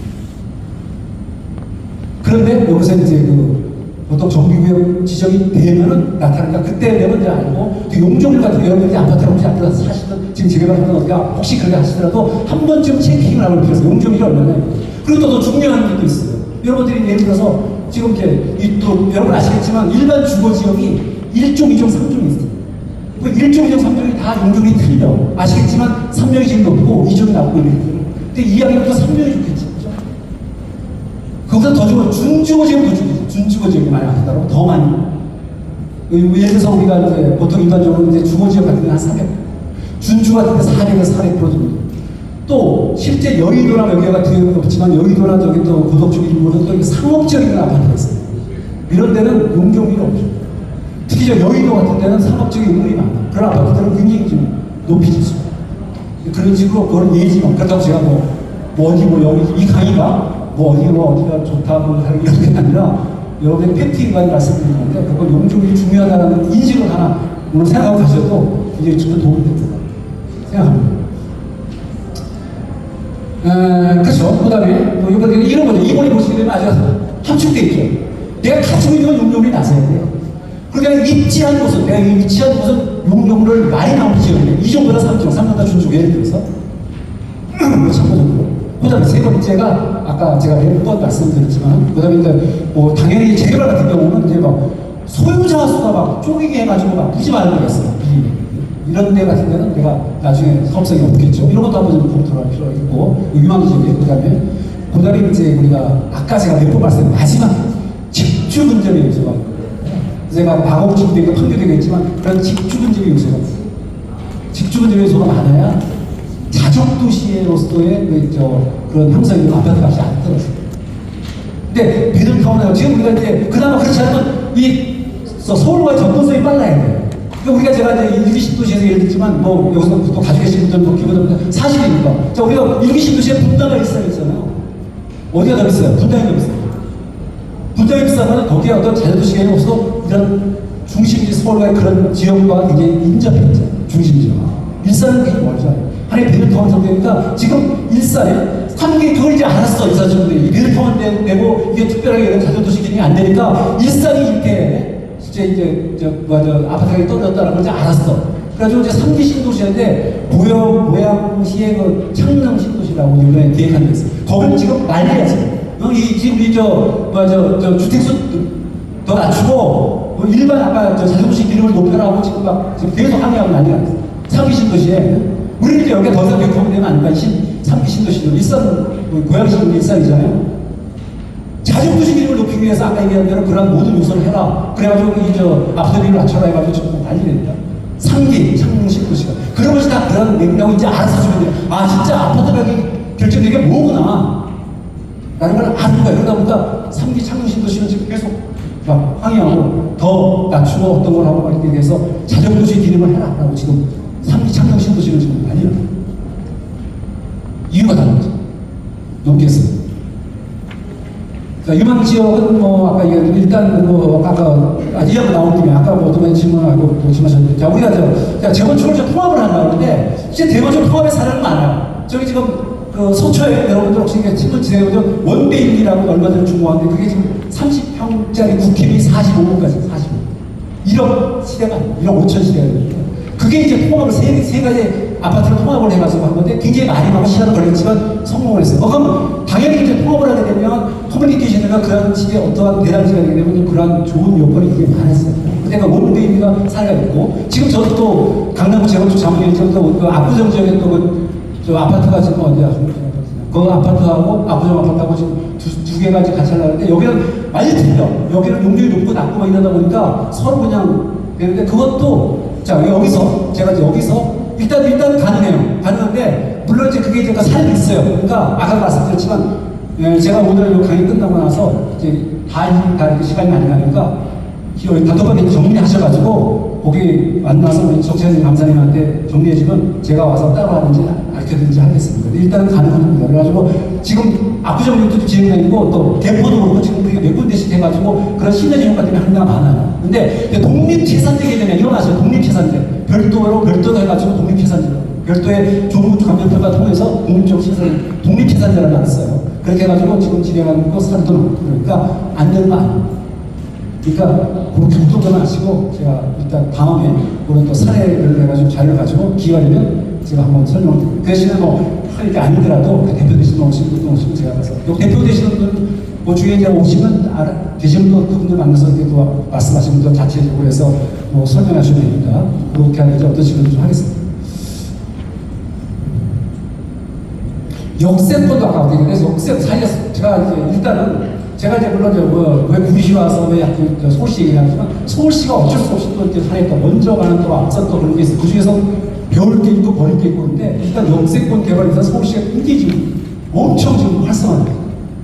역세권에 대한 개발사입니다. 역세권에 대해서 지금 어느 정도냐면 역세권이 원래가 이제 1차 역세권은 250m 된 거예요. 250m고 2차 역세권은 500m인데 지금 이제 역세권을 역세권 지역을 이제 특별히 시켜서 엄청난 컴팩트 도시를 만들기 위해서 그냥 지략적인 데서 용적을 많이 주고 물론 용적률을 내가 기본에 지금 종상에 지금 많이 주고 역세권을 해준다고 한다고 해서 그것만 보면 안 되는 거예요. 왜냐면 예를 들어서 지금은 이제 반씩 나눠놓을게요. 쉽게 나눠놓으면 그게 좀 약간 이상하지만 예를 들어서 300%인데는 500% 줄게 하고 그러면 200%를 더 주잖아요. 그럼 100% 임대주택을 주는 거예요. 그러니까 정부나 시지자체에서는 임대주택 확보를 하기 위해서 그렇게 많이 주는 거예요. 그 사실상 역세권 개발에 굉장히 지금 초토화하자 엄청 힘을 주고 있어요. 그렇기 때문에 서울시 같은 경우는 역세권 범위 자체가 늘려서 한시법으로 올해까지인가 내년 올해 말까지 250대 350m까지 역세권을 보내 1차 역세권. 그런 식으로 역세권이라는 범위도 조리를 넓히고 또 역세권에서는 아까 얘기했지만 컴팩트 시트를 해가지고 초5밀도 해가지고 이제 그런 비록 임대주택은 내가 대략 환수해왔지만 엄청난 특혜를 주겠다는 거죠. 용적률. 그래가지고 그만 이익을 주겠다는 거죠. 용적률에 대해서. 그러니까 역세권에서 하는 관심을 갖고 어차피 특히 이제 역세권 쪽이 앞으로 다 이제 그런 식으로 개발될 수가 없어요. 그리고 임대주택도 사실 그렇죠. 우리가 임대주택을 확보하는데 제일 진짜 실패하는 건 임대주택에 들어갈 대상이 있는데 일단 물론 뭐 나이를 좀 있지만 일단 젊은 신세대 그런 친구가 아니면 또 이렇게 또 도시 근로자들 된다 보니 사실상 임대주택의 수요자는 역세권에 있어요. 임대주택이 역세권에 있어야 실질적인 임대주택이 있어야 되는 거지. 여기 임대주택이라고 해서 나중에 도시 여기서 근무하는 저 끝에 그냥 외곽지대에 임대주택 줘놓으면 그건 실패하는 거예요. 역세권은 그런 의미로 굉장히 좀 활발하기 때문에 이제 구시도 앞으로 역세권에 대한 관심과 그걸 갖고 역세권 개발을 해서 일단 이거는 서울시에 지금 역세권 개발 사업에 대한 엄청 나오는 그런 거에 대한 것을 좀 이렇게 좀 뭔가 좀 배치하는 필요가 있다. 어쨌든 그래도 추세는 일단 역세권은 그렇게 앞으로 계속 그런 식으로 갈 것이다. 그리고 이제 물론 이제 역세권이라는 게 사실상 이제 모든 전체적으로 다 따지니까 서울은 크지 많잖아요. 뭐 7호선 8호선 9호선까지 있으니까. 근데 여기서는 역세권이 많지 않잖아요. 지금 이제 아까 제가 이제 도시개발 사업을 할 때 그 교통대책을 아까 토평이 주고 보니까 이제 주로 상봉망호까지가 이제 역세권 상봉망호까지는 지금 이제 여기 이제 구리도 경기 중앙선이잖아요. 그러니까 이제 상봉망호까지는 그래도 경순선도 있고 뭐 상봉까지 7호선도 있고 뭐 이렇게 해서 연계하게 되는데 어떤 뭐 7호선을 연장하든가 6호선을 연장하든가 뭐 이렇게 철도 개념으로 접근하지 않고 그냥 해서 뭐 거기서 뭐 순환 뭐 대중교통을 이렇게 이런 거 한계가 있는 거예요. 접근 자체.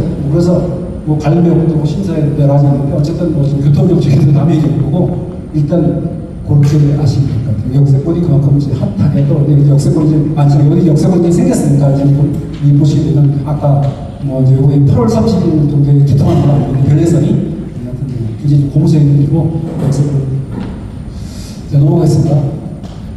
자 인재 소금요새 정비사 인재 나왔습니다. 인재 나왔어요. 이제 소금요새 정비사. 자 이제 여기까지 정비사 끝납니다. 소금요 정비사 팬이에요. 자 이거는 종류가 많은데 일단 재건축은 아까 200세대가 안 되는 거다라고 해서 소금요 정비사로 얘기했고 재개발은 역세권이나 중공업 지역에서 5,000평방미터 한도까지만 해가지고 하는 것이 소묘 재개발 소묘 정비사업이라는 얘기를 했고 세 번째가 가로주택 정비사업. 가장 많이 지금 진행되고 있는 우리 구시나 어디나 가장 많이 진행되고 있는 게 가로주택 정비사업인데 가로주택 정비사업은 뭐냐면 주로 대상이 빌라와 이런 다세대거든요. 그죠? 근데 가로주택 정비사업은 20세대가 넘으면 되고 대지 면적이 10,000평방미터를 넘지 않으면 200세대가 넘어서 관계가 없어요.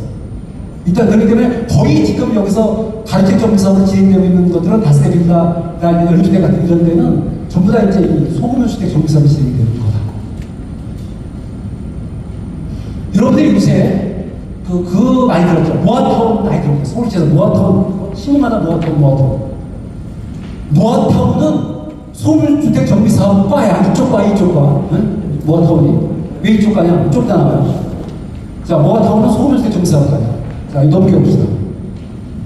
종류가 이제 일단은 제가 아까 소규모 재건축 재개발 가로주택 정비 준대 뭐 자율주택 정비사업을 있는데 요거는 좀 뭐 시간이 되는데 요건 넘어가겠습니다. 시간이 남았으니까. 자, 여기 나왔어요. 아예 중에 보시게 되면 자, 우리가 아까 기존 정비사업 제가 설명했어요. 했는데 많지도 않아. 하나, 둘, 셋, 넷, 막 여기인데 저기서 노란색 된 건 다 없어진 거예요. 응? 그러니까 한 반이 없어졌어요. 절차. 기본계가 없어지고 그다음에 뭐 다 없어지고 막바로 조합설이 인가할 수 있고 정부역 지정이런 것도 없고 그죠? 그다음에 이제 그리고 또 여러분들이 이걸 알아요. 재건축 재개발 하는 게 있어요. 사람들은 야 재건축 사업이 이제 사업 시행이 났으니까 드디어 허가 났어. 원래 이제 이런 참고적으로 우리가 이제 건축법에 의해서 이제 보통 건축 허가만 많이 쓰죠. 건축 허가인데 우리가 이제 주택법에 의해서 이렇게 빈 땅에 이제 새롭게 빈 땅이 아파트 짓는 사업 승인이라고 해요. 사업 승인. 그 다음에 용어가. 그 다음에 이 재건축 계열은 사업식 인가라고 해요. 그러니까 그게 다 그만해. 그런 건 허가야. 허가 났으니까 드디어 이제 빨리 착업합시다. 그게 아니고 허가 난 다음에 뭘 해야 되냐면 아까 얘기한 대로 분양 신청 받아가지고 관리 처분 계획을 해야 돼요. 초기에서. 그게 한 1년 이상. 그것도 깨버리는 거예요. 그러니까 바로 착업하는 게 아니에요. 그러니까 지금 뭐 관리 처분 계획이 끝나야 비로소 이주를 하고 철거를 해. 근데 이러한 그 복잡한 절차상의 이런 관리 처분, 아까 얘기 보면 절차가 다 없어. 소규모주택 정비사업은 사업 시행 인가할 때, 관리 처분 계획을 같이 해가지고 동시 비천을 하게 됐어요. 그러다 보니까 줄어서 보시게 되면 보통 8년 6개월인데 이거는 뭐 1~3년인데 1년은 아닌 거고 2~3년은 아닌데 이렇게 이만큼 소규모주택 정비사업은 이만큼 절차가 생략돼 있다. 빨리 할 수 있다. 장점이.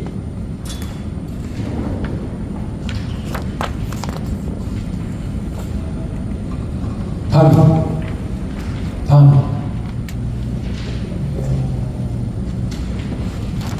소규모 정비 사업에서 하나씩 참고 여러분들 이걸 이해하고 못하면 이제 공부하셔야 됩니다.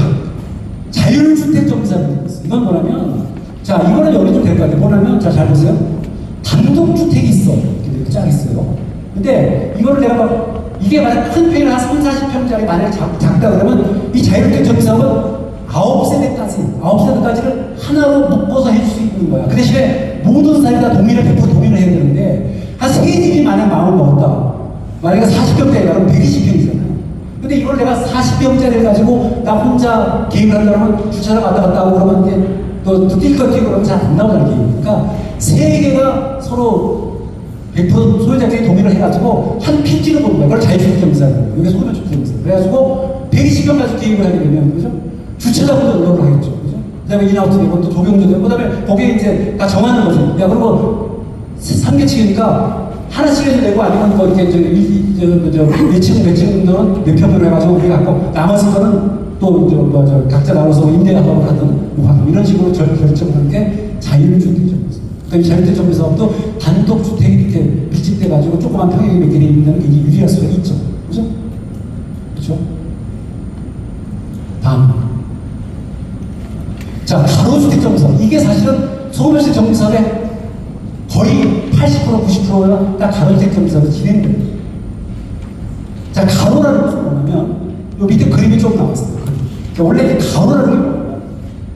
가로라는 게 뭐냐면, 이게 도시의 경우예요. 가로는 뭐냐면, 도로로 둘러싸였다 해서 가로예요. 가로가 도로 둘러싸여. 그러니까, 이게 우리가 이제 부동산 같은 데 가서 이렇게 보게 되면 큰 지도 같은 데 있어가지고, 만약에 여기 이제 다 도로로 둘러싸여 있는 데서 여기 일곱 개는 건 뭐냐면 다 그게 알려되고 일부만 해도 된다고 해서 위에 사가 대목처럼 빨라졌죠. 가로만 돼 있으면 그 안에 두세 개라도 하나라도 이런 조건만 되면 그게 될 수 있다는 거예요. 사업이. 그게 가르칠 점이 있습니다. 그러니까 이 가르칠 점이 유리한 것은 뭐냐면 이게 전부 다 가로로 돼 있으면서 만약에 빌라를 갔을 때 오래된 게 한 두 개 정도나 같이 뭐 단독적으로 섞여 있어가지고 같이 이렇게 섞여가지고 두세 개 섞여 있으면 좀 훌륭할 수가 있지. 물론 이제 이 소규모 정비 사업의 한계는 분명히 있어요. 왜냐면 이게 아까 말씀드렸지만 한두 동밖에 안 되죠. 거의 한두 동. 그러다 보니까 이제 세대가 되다 보니까 요새 그래서 나온 게 요새 서울시에서 아주 역점적으로 하는 게 소규모 주택 정비 사업에서 모아타운이에요. 모아타운. 자, 모아타운을 설명드립니다. 이것도 사실상은 이 모아타운이라는 것이 말만 서울시에서 이름만 붙인 거지 모아타운이 새로운 게 아니에요. 새로운 게 아니에요. 자, 좀 더 설명드릴게요. 넘어갑시다. 서울시에서 아까 말씀드렸어요. 200세대 이하.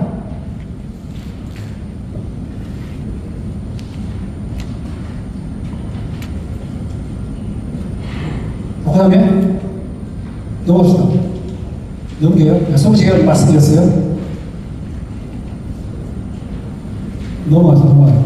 자, 이게 뭐였던 소규모주택 정비 관리 지역이에요.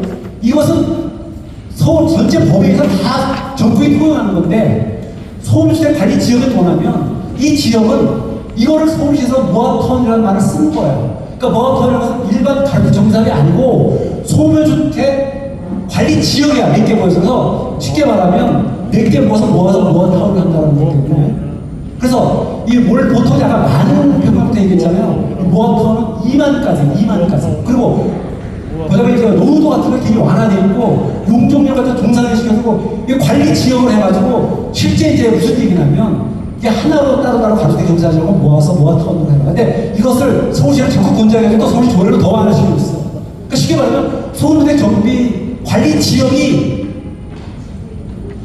2만까지 되고 2만 평면까지 되면서 몇 개가 합쳐가지고 이렇게 같이 해요. 이게 모아타운이에요. 근데 모아타운이라는 게 서울시가 관리 지역이야. 서울시에서 모아타운을 말을 지는 거예요. 모아타운이 새로운 게 아니에요. 실제 이거는 부천이라든가 인천이나 이런 데서 관리 지역을 지금 진행하는 거예요. 그러니까 여기도 이제 관리 지역 개념을 해가지고 모아타운 개념을 해가지고 그 서울시에서 하는 모아타운이 서울시가 관리 지역이다. 근데 이 관리 지역 자체가 이미 이제 법적으로도 굉장히 활성화시켜주기 위해서 굉장히 좀 많아지고 있어요. 노후도 같은 경우도 뭐 예를 들어서 3분의 2인데 50%만 내면 된다. 여기 모아타운. 그다음에 면적도 많이 해서 2만까지 이렇게 주로 이제 이 모아타운이 지금 굉장히 활발하게 움직이는 게 이제 강북지. 지금 중랑구, 여기도 뭐 중랑구 쪽하고 다 연계돼 있잖아요. 이 구가 중랑구하고 저 노원 쪽에, 노원은 이제 상계동 쪽에 아니라 주로 중랑구가 굉장히 많이, 강북 쪽에서 중랑구가 굉장히 많이 모아타운이 소비자 관리 지역 시장, 모아타운 지역돼가지고 지금 서울시 같은 경우는 이게 70여기가 지금 지역이 돼가지고 진행되고 있습니다. 그래서 굉장히 빨리 해주면서 그다음에 이제 모아타운을 지정되게 되면 그 노후도라든가 기타 있는 속도를 더 빨리 해주고 그다음에 용적률도 인센티브를 더 주고 층수도 인센티브를 더 주고 해가지고 굉장히 활성화시키려고 노력을 하고 있다. 그러니까 이제 우리 구리시도 소비시도 관리 지역에 대한 관심을 좀 가져가지고 기본적인 어떤 가족의 정비 사업들은 관리 지역 개념으로 가서 하는 것인데 이것은 이제 원래는 이제 시에서 해가지고 관리 지역을 서울 시를 요청을 받았었는데 이제는 주민들이 원하면은 내가 소비자 관리 지역 주민 발의하는 주민들이 신청을 할 수가 있어요. 그런 것도 있다라는 거. 넘어봅시다. 넘겨요. 이거 보시게 되면 우리 여기도 많은데 내가 옆에 써놓은 게 있어. 이게 중에 지금 여기 중에서 옆에 써놓은 것을 제가 확인해가지고 조합설비가 나는 거예요. 그러니까 가족 조합설비가 많이 났는데 실제 진행 중에서 조합설비가 나는 거는 이렇게 많지가 않아요. 넘겨보세요. 여기 밑에 써놨죠. 써놓은 것은 이렇게 조합설비가 나는 거예요. 지금 한 10몇 개가 되는데 조합설비가 나가지고 2020년, 22년 그렇게 됐는데 조합설비가 나오고 났을 때 그 다음 단계가 이제 진행이 아직 안 되고 있는 거죠. 진행되는 것도 있어요, 당연히. 그 다음에. 이렇게 해서 참고적으로 지금 조합설비라는 거는 근데 여러분들이 뭐 이거는 이 자료가 뭐 제가 만든 게 아니라 여러분들이 구리시에 들어가서 이렇게 사이트 들어가면 다 나와요. 다 여러분 관심을 가지고 구리시 들어가서 보면 이 자료가 다 있어요. 저도 사실 여기서 강의를 할 때 우리가 공부를 할 거예요. 구리에 대해서. 그럼 이제 기본적인 걸 깔고 들어가서 제가 공부를 하면 제가 제가 이제 좀 개인적인 말씀은 죄송하지만 제가 이제 그 옛날 한국 감성이 부동산 노동이 바뀌면서 지금 대구에서 제가 대구에 혁신도시에 있는데 제가 3개월에 한 번씩 이제 부동산 개발 그 강의를 하나 3개월에 하는 건데 제가 대구를 어떻게 알겠어요? 거기는 제가 대구 사람이에요. 그래도 제가 하면서 강의를 하는데 여기서 난 지금 다 나와. 너무 자세히 잘 됐어요. 근데 우리가 들어가서 이렇게 활용을 못해서 그렇지 얼마나 잘 되는지 들어가시면 다 나와 있어요. 모든 정비사업, 소부지 정비사업, 뭐 진행사업, 뭐 아까 관리지역 다 있어요. 넘어왔습니다. 자, 일단 소비대 정비사업은 이 정도 하고, 자, 리모델링은 제가 사실 빼려다 참고적으로 리모델링은 사실상 지금 이제 이 용적률이 재건축, 그러니까 보통 이제 재건축 사업을 하는데 리모델링이 이제 용적률이 높게 되면, 자, 이런 거죠. 자, 보세요. 용적률이 300%인데 지금 이 건물 이 용도가 250%가 200% 혹시 넘었다. 그렇게 되면 사실 리모델링으로 가는 게 맞지. 근데 지금은 이제 또 원래 아까 얘기했잖아요. 분당 같은 데가 보통 한 180%가 200%가 되잖아요. 뭐 신도시 옛날 노태우 때 1990년대 초반에 한 건데. 근데 지금 이제 막 500% 주겠다고, 기업 높여주겠다고 하니까 이제 드디어 사람들이 우리 재건축해야지. 리모델링 할까? 근데 용적률이 높은 것은 리모델링을 할 수밖에 없지. 그렇죠? 그러니까 용적률에 대해서 아까 제가 잠깐 말씀드렸지만, 그러니까 오늘 이 시간에 용적률도 굉장히 좀 중요합니다. 물론 디테일하면 재건축은 대지입이 중요하고 재개발사업은 비례입이 없어요. 비례. 사업성에 대한 판단.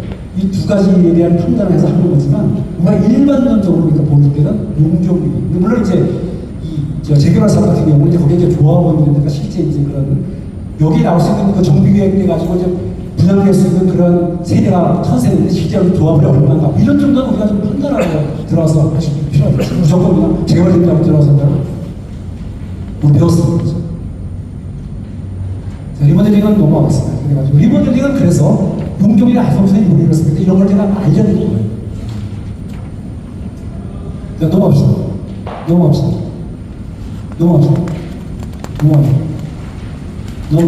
이번에 넘어갔어요. 참고 한번 해보세요. 이것도 여러분들 이제 제가 준주택이라고 있어요. 이건 이제 정비사업 관계없이 참고서 알려드립니다. 우리가 자 일반적으로 우리가 이제 그 오피스텔 같은 경우는 이제 우리가 준주택이라는 건 뭐냐면 실제 사람이 사는데 우리가 용도 자체는 우리가 그게 아니라 예를 들어서 우리가 뭐 고시원 독서실 같은 데는 사실상 거의 고시원에 많이 살잖아요. 거의 뭐 젊은 친구들 많이 사는데 근데 거기는 원래는 이제 주택이 아니었기 때문에 딴 근생 용도이지. 근데 진짜 사람 살고 있어. 그러다 보니까 이게 거기서 막 어떤 그 화재나 이런 사고가 많이 나잖아요. 그럼 야, 왜 거기 왜 주택에 되면 네가 사람 이러면 안 되지. 현대 실상이 살 수밖에 없는 입장에 우리가 제도분이 들어와야 되는 거죠. 그러다 보니까 이제 우리가 오피스텔 같은 데, 도서실 같은 데는 비록 우리가 그저 용도 자체는 주택이 아니라서 사람이 살 수 있게 주택을 인정해 주는 거야. 준주택이라고 해요. 대표적인 독서실하고 오피스텔 같은 경우도 주거 많이 했어요. 그죠? 업무용 오피스텔, 주거용 오피스텔도 많이 이루어지죠. 이것도 용도는 업무시설이지만 실제 주거용으로 쓸 수가 있다. 노인 오피스텔에 또 노인주택 같은 경우도 실제 이제 그런 시설이지만 잘 할 수 있게 하는 걸 준주택으로 한다. 이 정도만 하시면 됩니다. 넘어가겠습니다.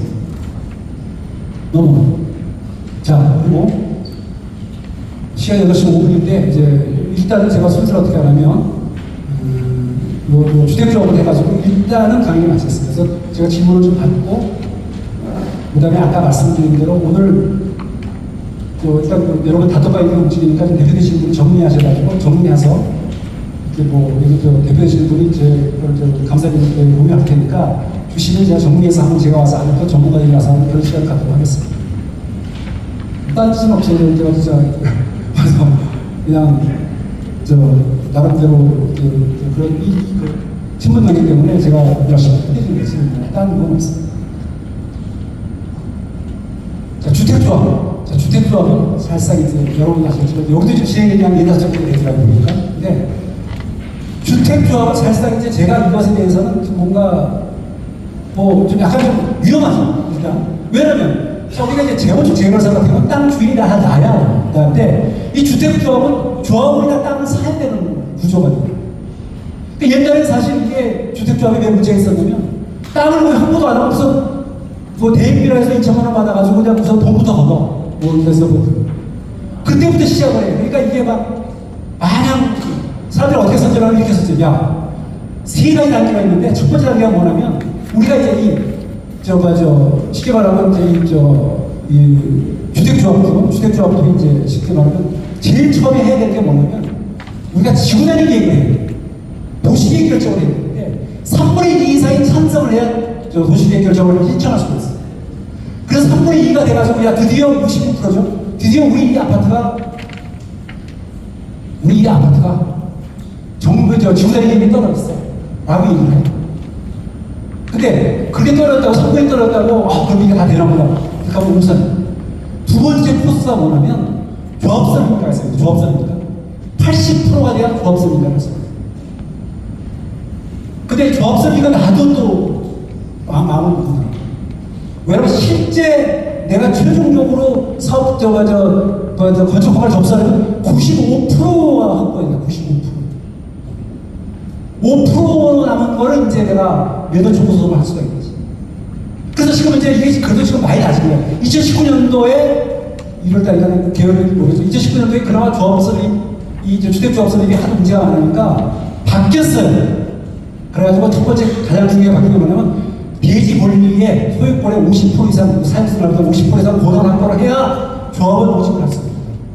또 내가 신청을 하고 나서 생각해보니까 1개월 동안 만약에 아닌 것 같다고 하면 언제든지 다시 내가 불러줄 수 있다. 뭐 이런 걸 법으로 만들어서 그런 거 지금 조금 좀 제도가 됐는데 아직까지도 조합설립보다는 주택조합은 굉장히 좀 위험하고 또 실제 또 이게 또 근본적으로 내가 처음에 내가 여기에 이런 거를 내가 국대대표 85평만 미터를 4억에 내가 계약을 했는데 이게 거의 배를 안 올라갈 수가 없어요. 그죠? 나중에 남은 사람들이 다 가격을 올리잖아요. 그러니까 한 50%만 올라가면 별로 안 올라가요. 6억대 예를 들어서. 내가 성공 사례가 몇 개 있어요.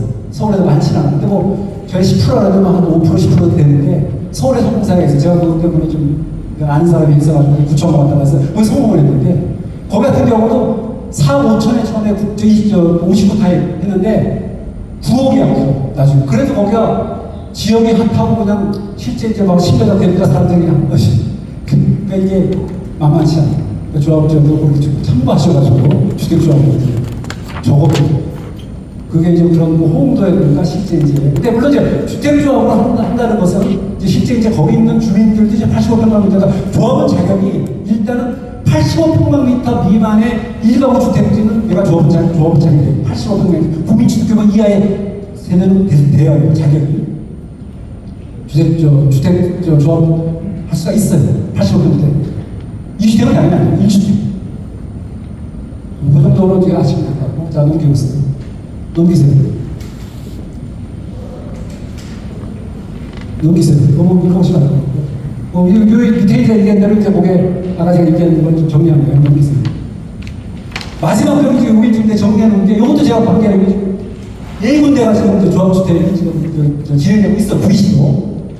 보게 되면 이제 옆에 이제 그 내용 자체가 나와서 일단 뭐 착공까지 하는데도 뭐 진행 조합성이 나거든요.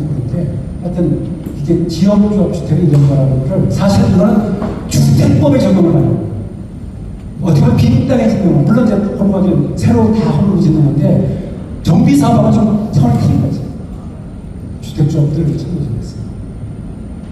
8시 9분인데 제가 질문을 받았습니다. 질문 받고 아까 좀 디테일한 거는 8시 9분인데 제가 뭐 아까 한 1시간 반 이상 2시간 정도 여러분들도 식사를 좀 안 하면 또 안 하셨을 거니까 질문 일단 좀 받고 한 다음에 제가 분명히 약속드리지만 또 미진한 부분에 대해서 정리를 하셔가지고 그냥 정리를 해서 한 번 더 정리 쪽으로 해서 제가 또 페이퍼를 드리면서 여러분들이 진행하시고 있는 지금 사업장에 대한 어떤 그런 궁금증에 대해서는 제가 사실 그 사례가 많아요. 지금 또 아까도 몇 번 말씀드렸지만 제가 강남구청에 재건축 자문위원인데 지금 강남구청이 지금 뭐 나름대로 그렇게 뭐 합병부터 시작해서 여러 가지 케이스가 돼가지고 이제 서로 하는 걸 제가 자문위원으로 이제 자문하고 있겠으니까 케이스가 많아요. 소식이고 그러니까 그런 쪽으로 해서 유사한 거를 이제 해서 여러분들께 보여드립니다. 마이크를 좀 질문 받겠습니다.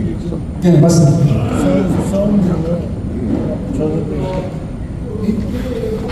힘들어서 마이크를 드릴 수 없나요? 마이크.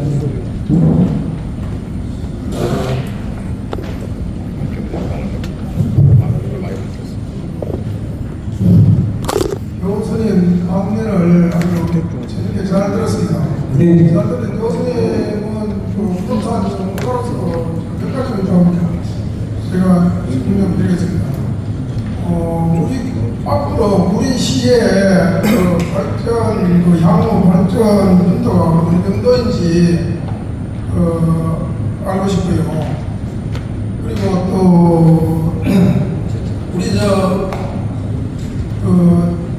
우리 시 인구가 지금 약 18만 조금 넘는데, 그리고 또 땅덩어리도 보면 그렇게 크지도 않고 약 33.5km 정도 되는 거고, 이 인근 도시에, 큰 도시에 비해서 관광지에 비해서도 엄청 작고, 주변 서울 근교 도시에 비해서도 그리 큰 도시는 아니고 아주 작은 도시로 생각되는데, 토평 이주구에 처음에 말씀드릴 때, 하실 때, 거의 개발된 18,000호가 주택이 형성된다고.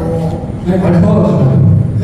발표가 그렇게 되는데, 그렇게 18,000호, 약 2만 호라고 가정을 해도, 실제 그하고 지금 현재 우리 시 인구가 약 18만 정도 해가지고 포함해도 약 20만 정도밖에 안 되거든요. 그 도시가 형성이 돼도. 네. 그리고 또 그 도시가 형성이 돼가지고 시민들이 먹고 살려면은 주변에 인프라 구축이 잘 되게 되는데, 그냥 우리 시는 수변 도시가 있기 때문에 왕수천이라든지 앞에 남쪽에 한강을 끼고 있어서 농장이라든지 이런 게 들어올 수 있는 조건을 갖춰졌다고 생각되는데, 앞으로의 뭐에 대한 전망도 좀 말씀해 주시면 좋겠고, 그리고 또 우리 시의 인구 비례해가지고 인근의 그 남양주는 신도시 그 다산지구가 들어오면서부터 엄청 발전이 되는데, 왜 남양주를 우리가 따라갈 수 있을지 이런 것도 의문이고, 그런 부분에 대한 교수님의 생각이나 아니면 이런 거 좀 말씀해 주시면 고맙겠습니다. 네, 알겠습니다. 사실 일단 내가 안내까지 말씀드리겠습니다. 일단 이제 저도 사실 이번에 이제 구리시에 대해서 이제 안내를 좀 공부도 하고, 또 이제 여기 또 제가 친구도 여기 친한 친구도 살고 그래가지고 좀 믿고 또 같이 대화해가지고 했는데, 사실상 이제 우리 토평 이주가 사실 이게 좀 중요하다는 생각이 드는데, 이제 물론 이제 거기에 따라서 이제 그 교통 문제가 사실 좀 심각하신데 아시겠지만, 그래서 그런 교통 인프라 구축이 이제 같이 되지 않고, 그게 그냥 되게 되면 그게 아무리 여기가 좋다 그래도 이제 그런 또 아까 말씀하신 또 실제 이제 좀 약간 유식하게 ICT 쪽에 이제 그런 사업이 그런 게 촉진돼서 한다 하더라도 그런 쪽에 인프라가 구축되지 않았는데, 저는 일단 그 토평 이주가 굉장히 그 나름대로 그런 터닝 포인트가 된다고 생각을 하고, 그리고 실제 이제 지금도 이제 재건축 재개발 사업 같은 것이 이제 진행이 많이 되고 있는데, 또 이제 본 도시하고 여기가 좀 보면 이제 이 보통 따로 이제 판교에서 이런 신도시들 그 자체에서 이제 이 원도심하고의 어떤 좀 기후적인 게 좀 약간 좀 이게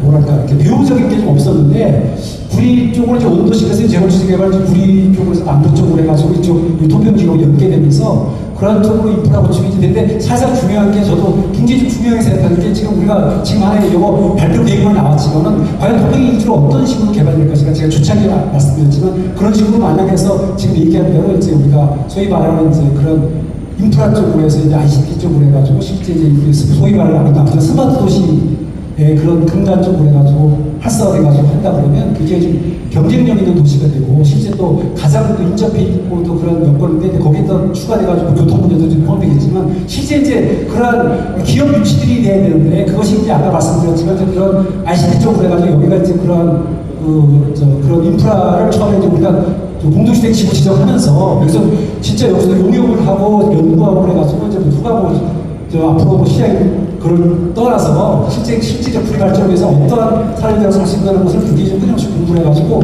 인프라 구축이 되고 원도심에 이제 같이 재건축 재개발 정비 사업이 연계된다 그러면 굉장히 구리시는 굉장히 좀 발전적인 측면이 많다고 생각을 하고, 부동산은 어차피 사실은 지금 서울도 그렇지만 계속 양극화 현상이 갈 수밖에 없어요. 그러니까 그만큼 도시에, 그러니까 쉽게 말해서 이제 서울 같은 경우 이제 강남도 주력이고, 그래서 이제 뭐 강남 같은 데 계속 보고 경쟁하는데, 그만큼 이제 그런 여건적인 것을 미국 구시도 계속 연구해서 한다 그러면 그런 경쟁을 가진다면 충분히 구시도 앞으로 좀 발전성 있는 시가 되지 않겠습니까? 그러니까 저 질문하신 것도 약간 좀 이렇게 좀 약간 좀 그렇고, 답변도 약간 어떻게 보면 내가 좀 디테일하게 없다는 걸 제가 인정을 하는데, 제가 그 정도로 말씀드리고, 앞으로 향후로 여러 가지 관심을 갖고, 토픽이 중 이런 것도 실제 이제 그런 아까 말한 지구단위나 이런 이제 도시가 되는 관심을 가지고, 그런 거 할 때 계속 그런 공청회 자면서 그런 것도 하고, 또 실제 건의해가지고 또 그런 거에 대한 단체들께 쉽게 말하면 그런 요용 같은 연구도 하고 그래가지고, 우리를 진짜 굉장히 모던한 스마트 도시를 만들 수 있는 저게 기회가 왔어요. 근데 그거를 그냥 단순히 아까 말씀드린 주택 비율을 너무 높여서 이제 수변 지역에서 하나의 좋은 지역 도시가, 또 실제 이제 공공위가 H 쪽으로 하게 되면 그 사람들이 이제 실제 이제 그런 다른 또 많은 주택 공급 쪽으로 이렇게 치우치게 되면은 이 도시의 어떤 기능이 좀 안 되니까 그런 것들로 해서 지금 초기 단계니까 여러분들이 오늘 제 강의를 기초로 해서 좀 관심을 가지고 좀 더 그런 식의 어떤 이 도시가 우리가 발전하려는 그런 기본적인 걸 제가 지금 짧은 시간이니까 막 얘기하고 있는데 좀 이렇게 좀 추스려가지고 좀 그런 식으로 한번 관심을 가지고 또 구시를 전부 다 또 지금 거의 또 오래 거주하시면서 사랑하시고 또 실제 거주하시고 또 구시의 발전을 굉장히 또 누구 좀 추구하시는 분이니까 그런 식으로 관심을 가졌으면 좋겠어요. 질문에 답변이 좀 약했지만 그런 것 같습니다. 예, 말씀. 많이 주세요.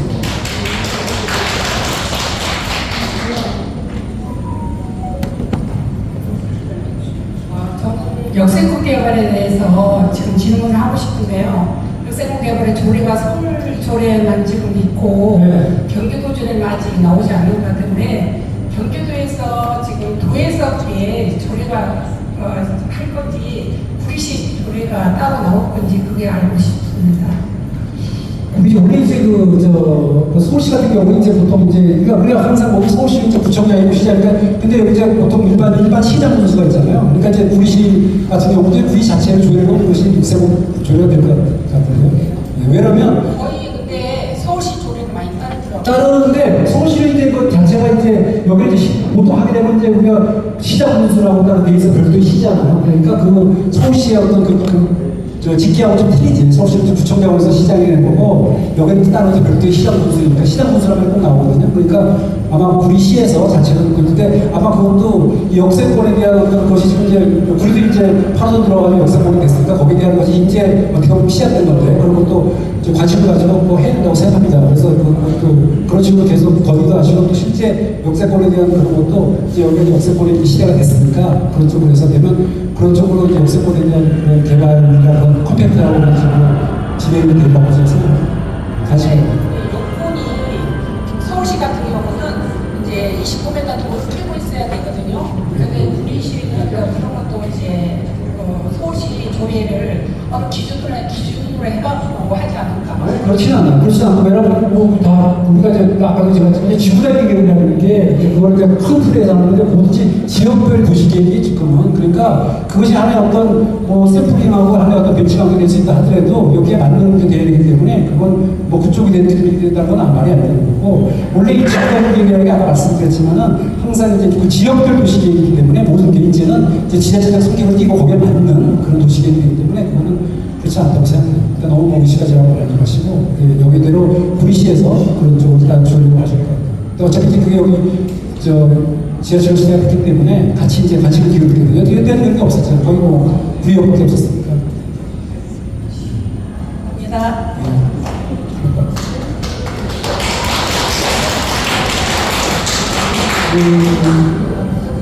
질문 더 하시죠. 그러면 8시 20분인데요. 제가 아까 들었을 때 한 시간에서 2시간 정도 하는데 혹시 또 식사라도 먹으시면 걱정하시더라고요. 그래서 또 그게 제가 보니까 굉장히 열기가 굉장히 느껴져요. 사실 강의를 하다 보면 지금 몇 분이 제 말에 호감을 갖고 공감을 갖고 할 수 있다는 게 아닙니다. 몇 프로 정도가 지금 이걸 알아듣나, 아니면 또 관심이 있는 이런 거 아니까 굉장히 진짜 열렬하게 굉장히 몰입도 있게 이렇게 해서 굉장히 감사드리고, 아까 말씀드린 약속을 지켰습니다. 그러니까 실제 진행되고 있는 이런 거에 대해서 중요한 것을 좀 정리해서 해주면, 거기에는 제가 어떤 식이든지 이렇게 이런 걸 거창하지 않으면 시간에 사람들이 돼서 여러분께 도움이 되는 것 같습니다. 장시간 감사드리고 경치도 감사드리고 다음에 뵙겠습니다. 고맙습니다. 네, 저희 이런 방송도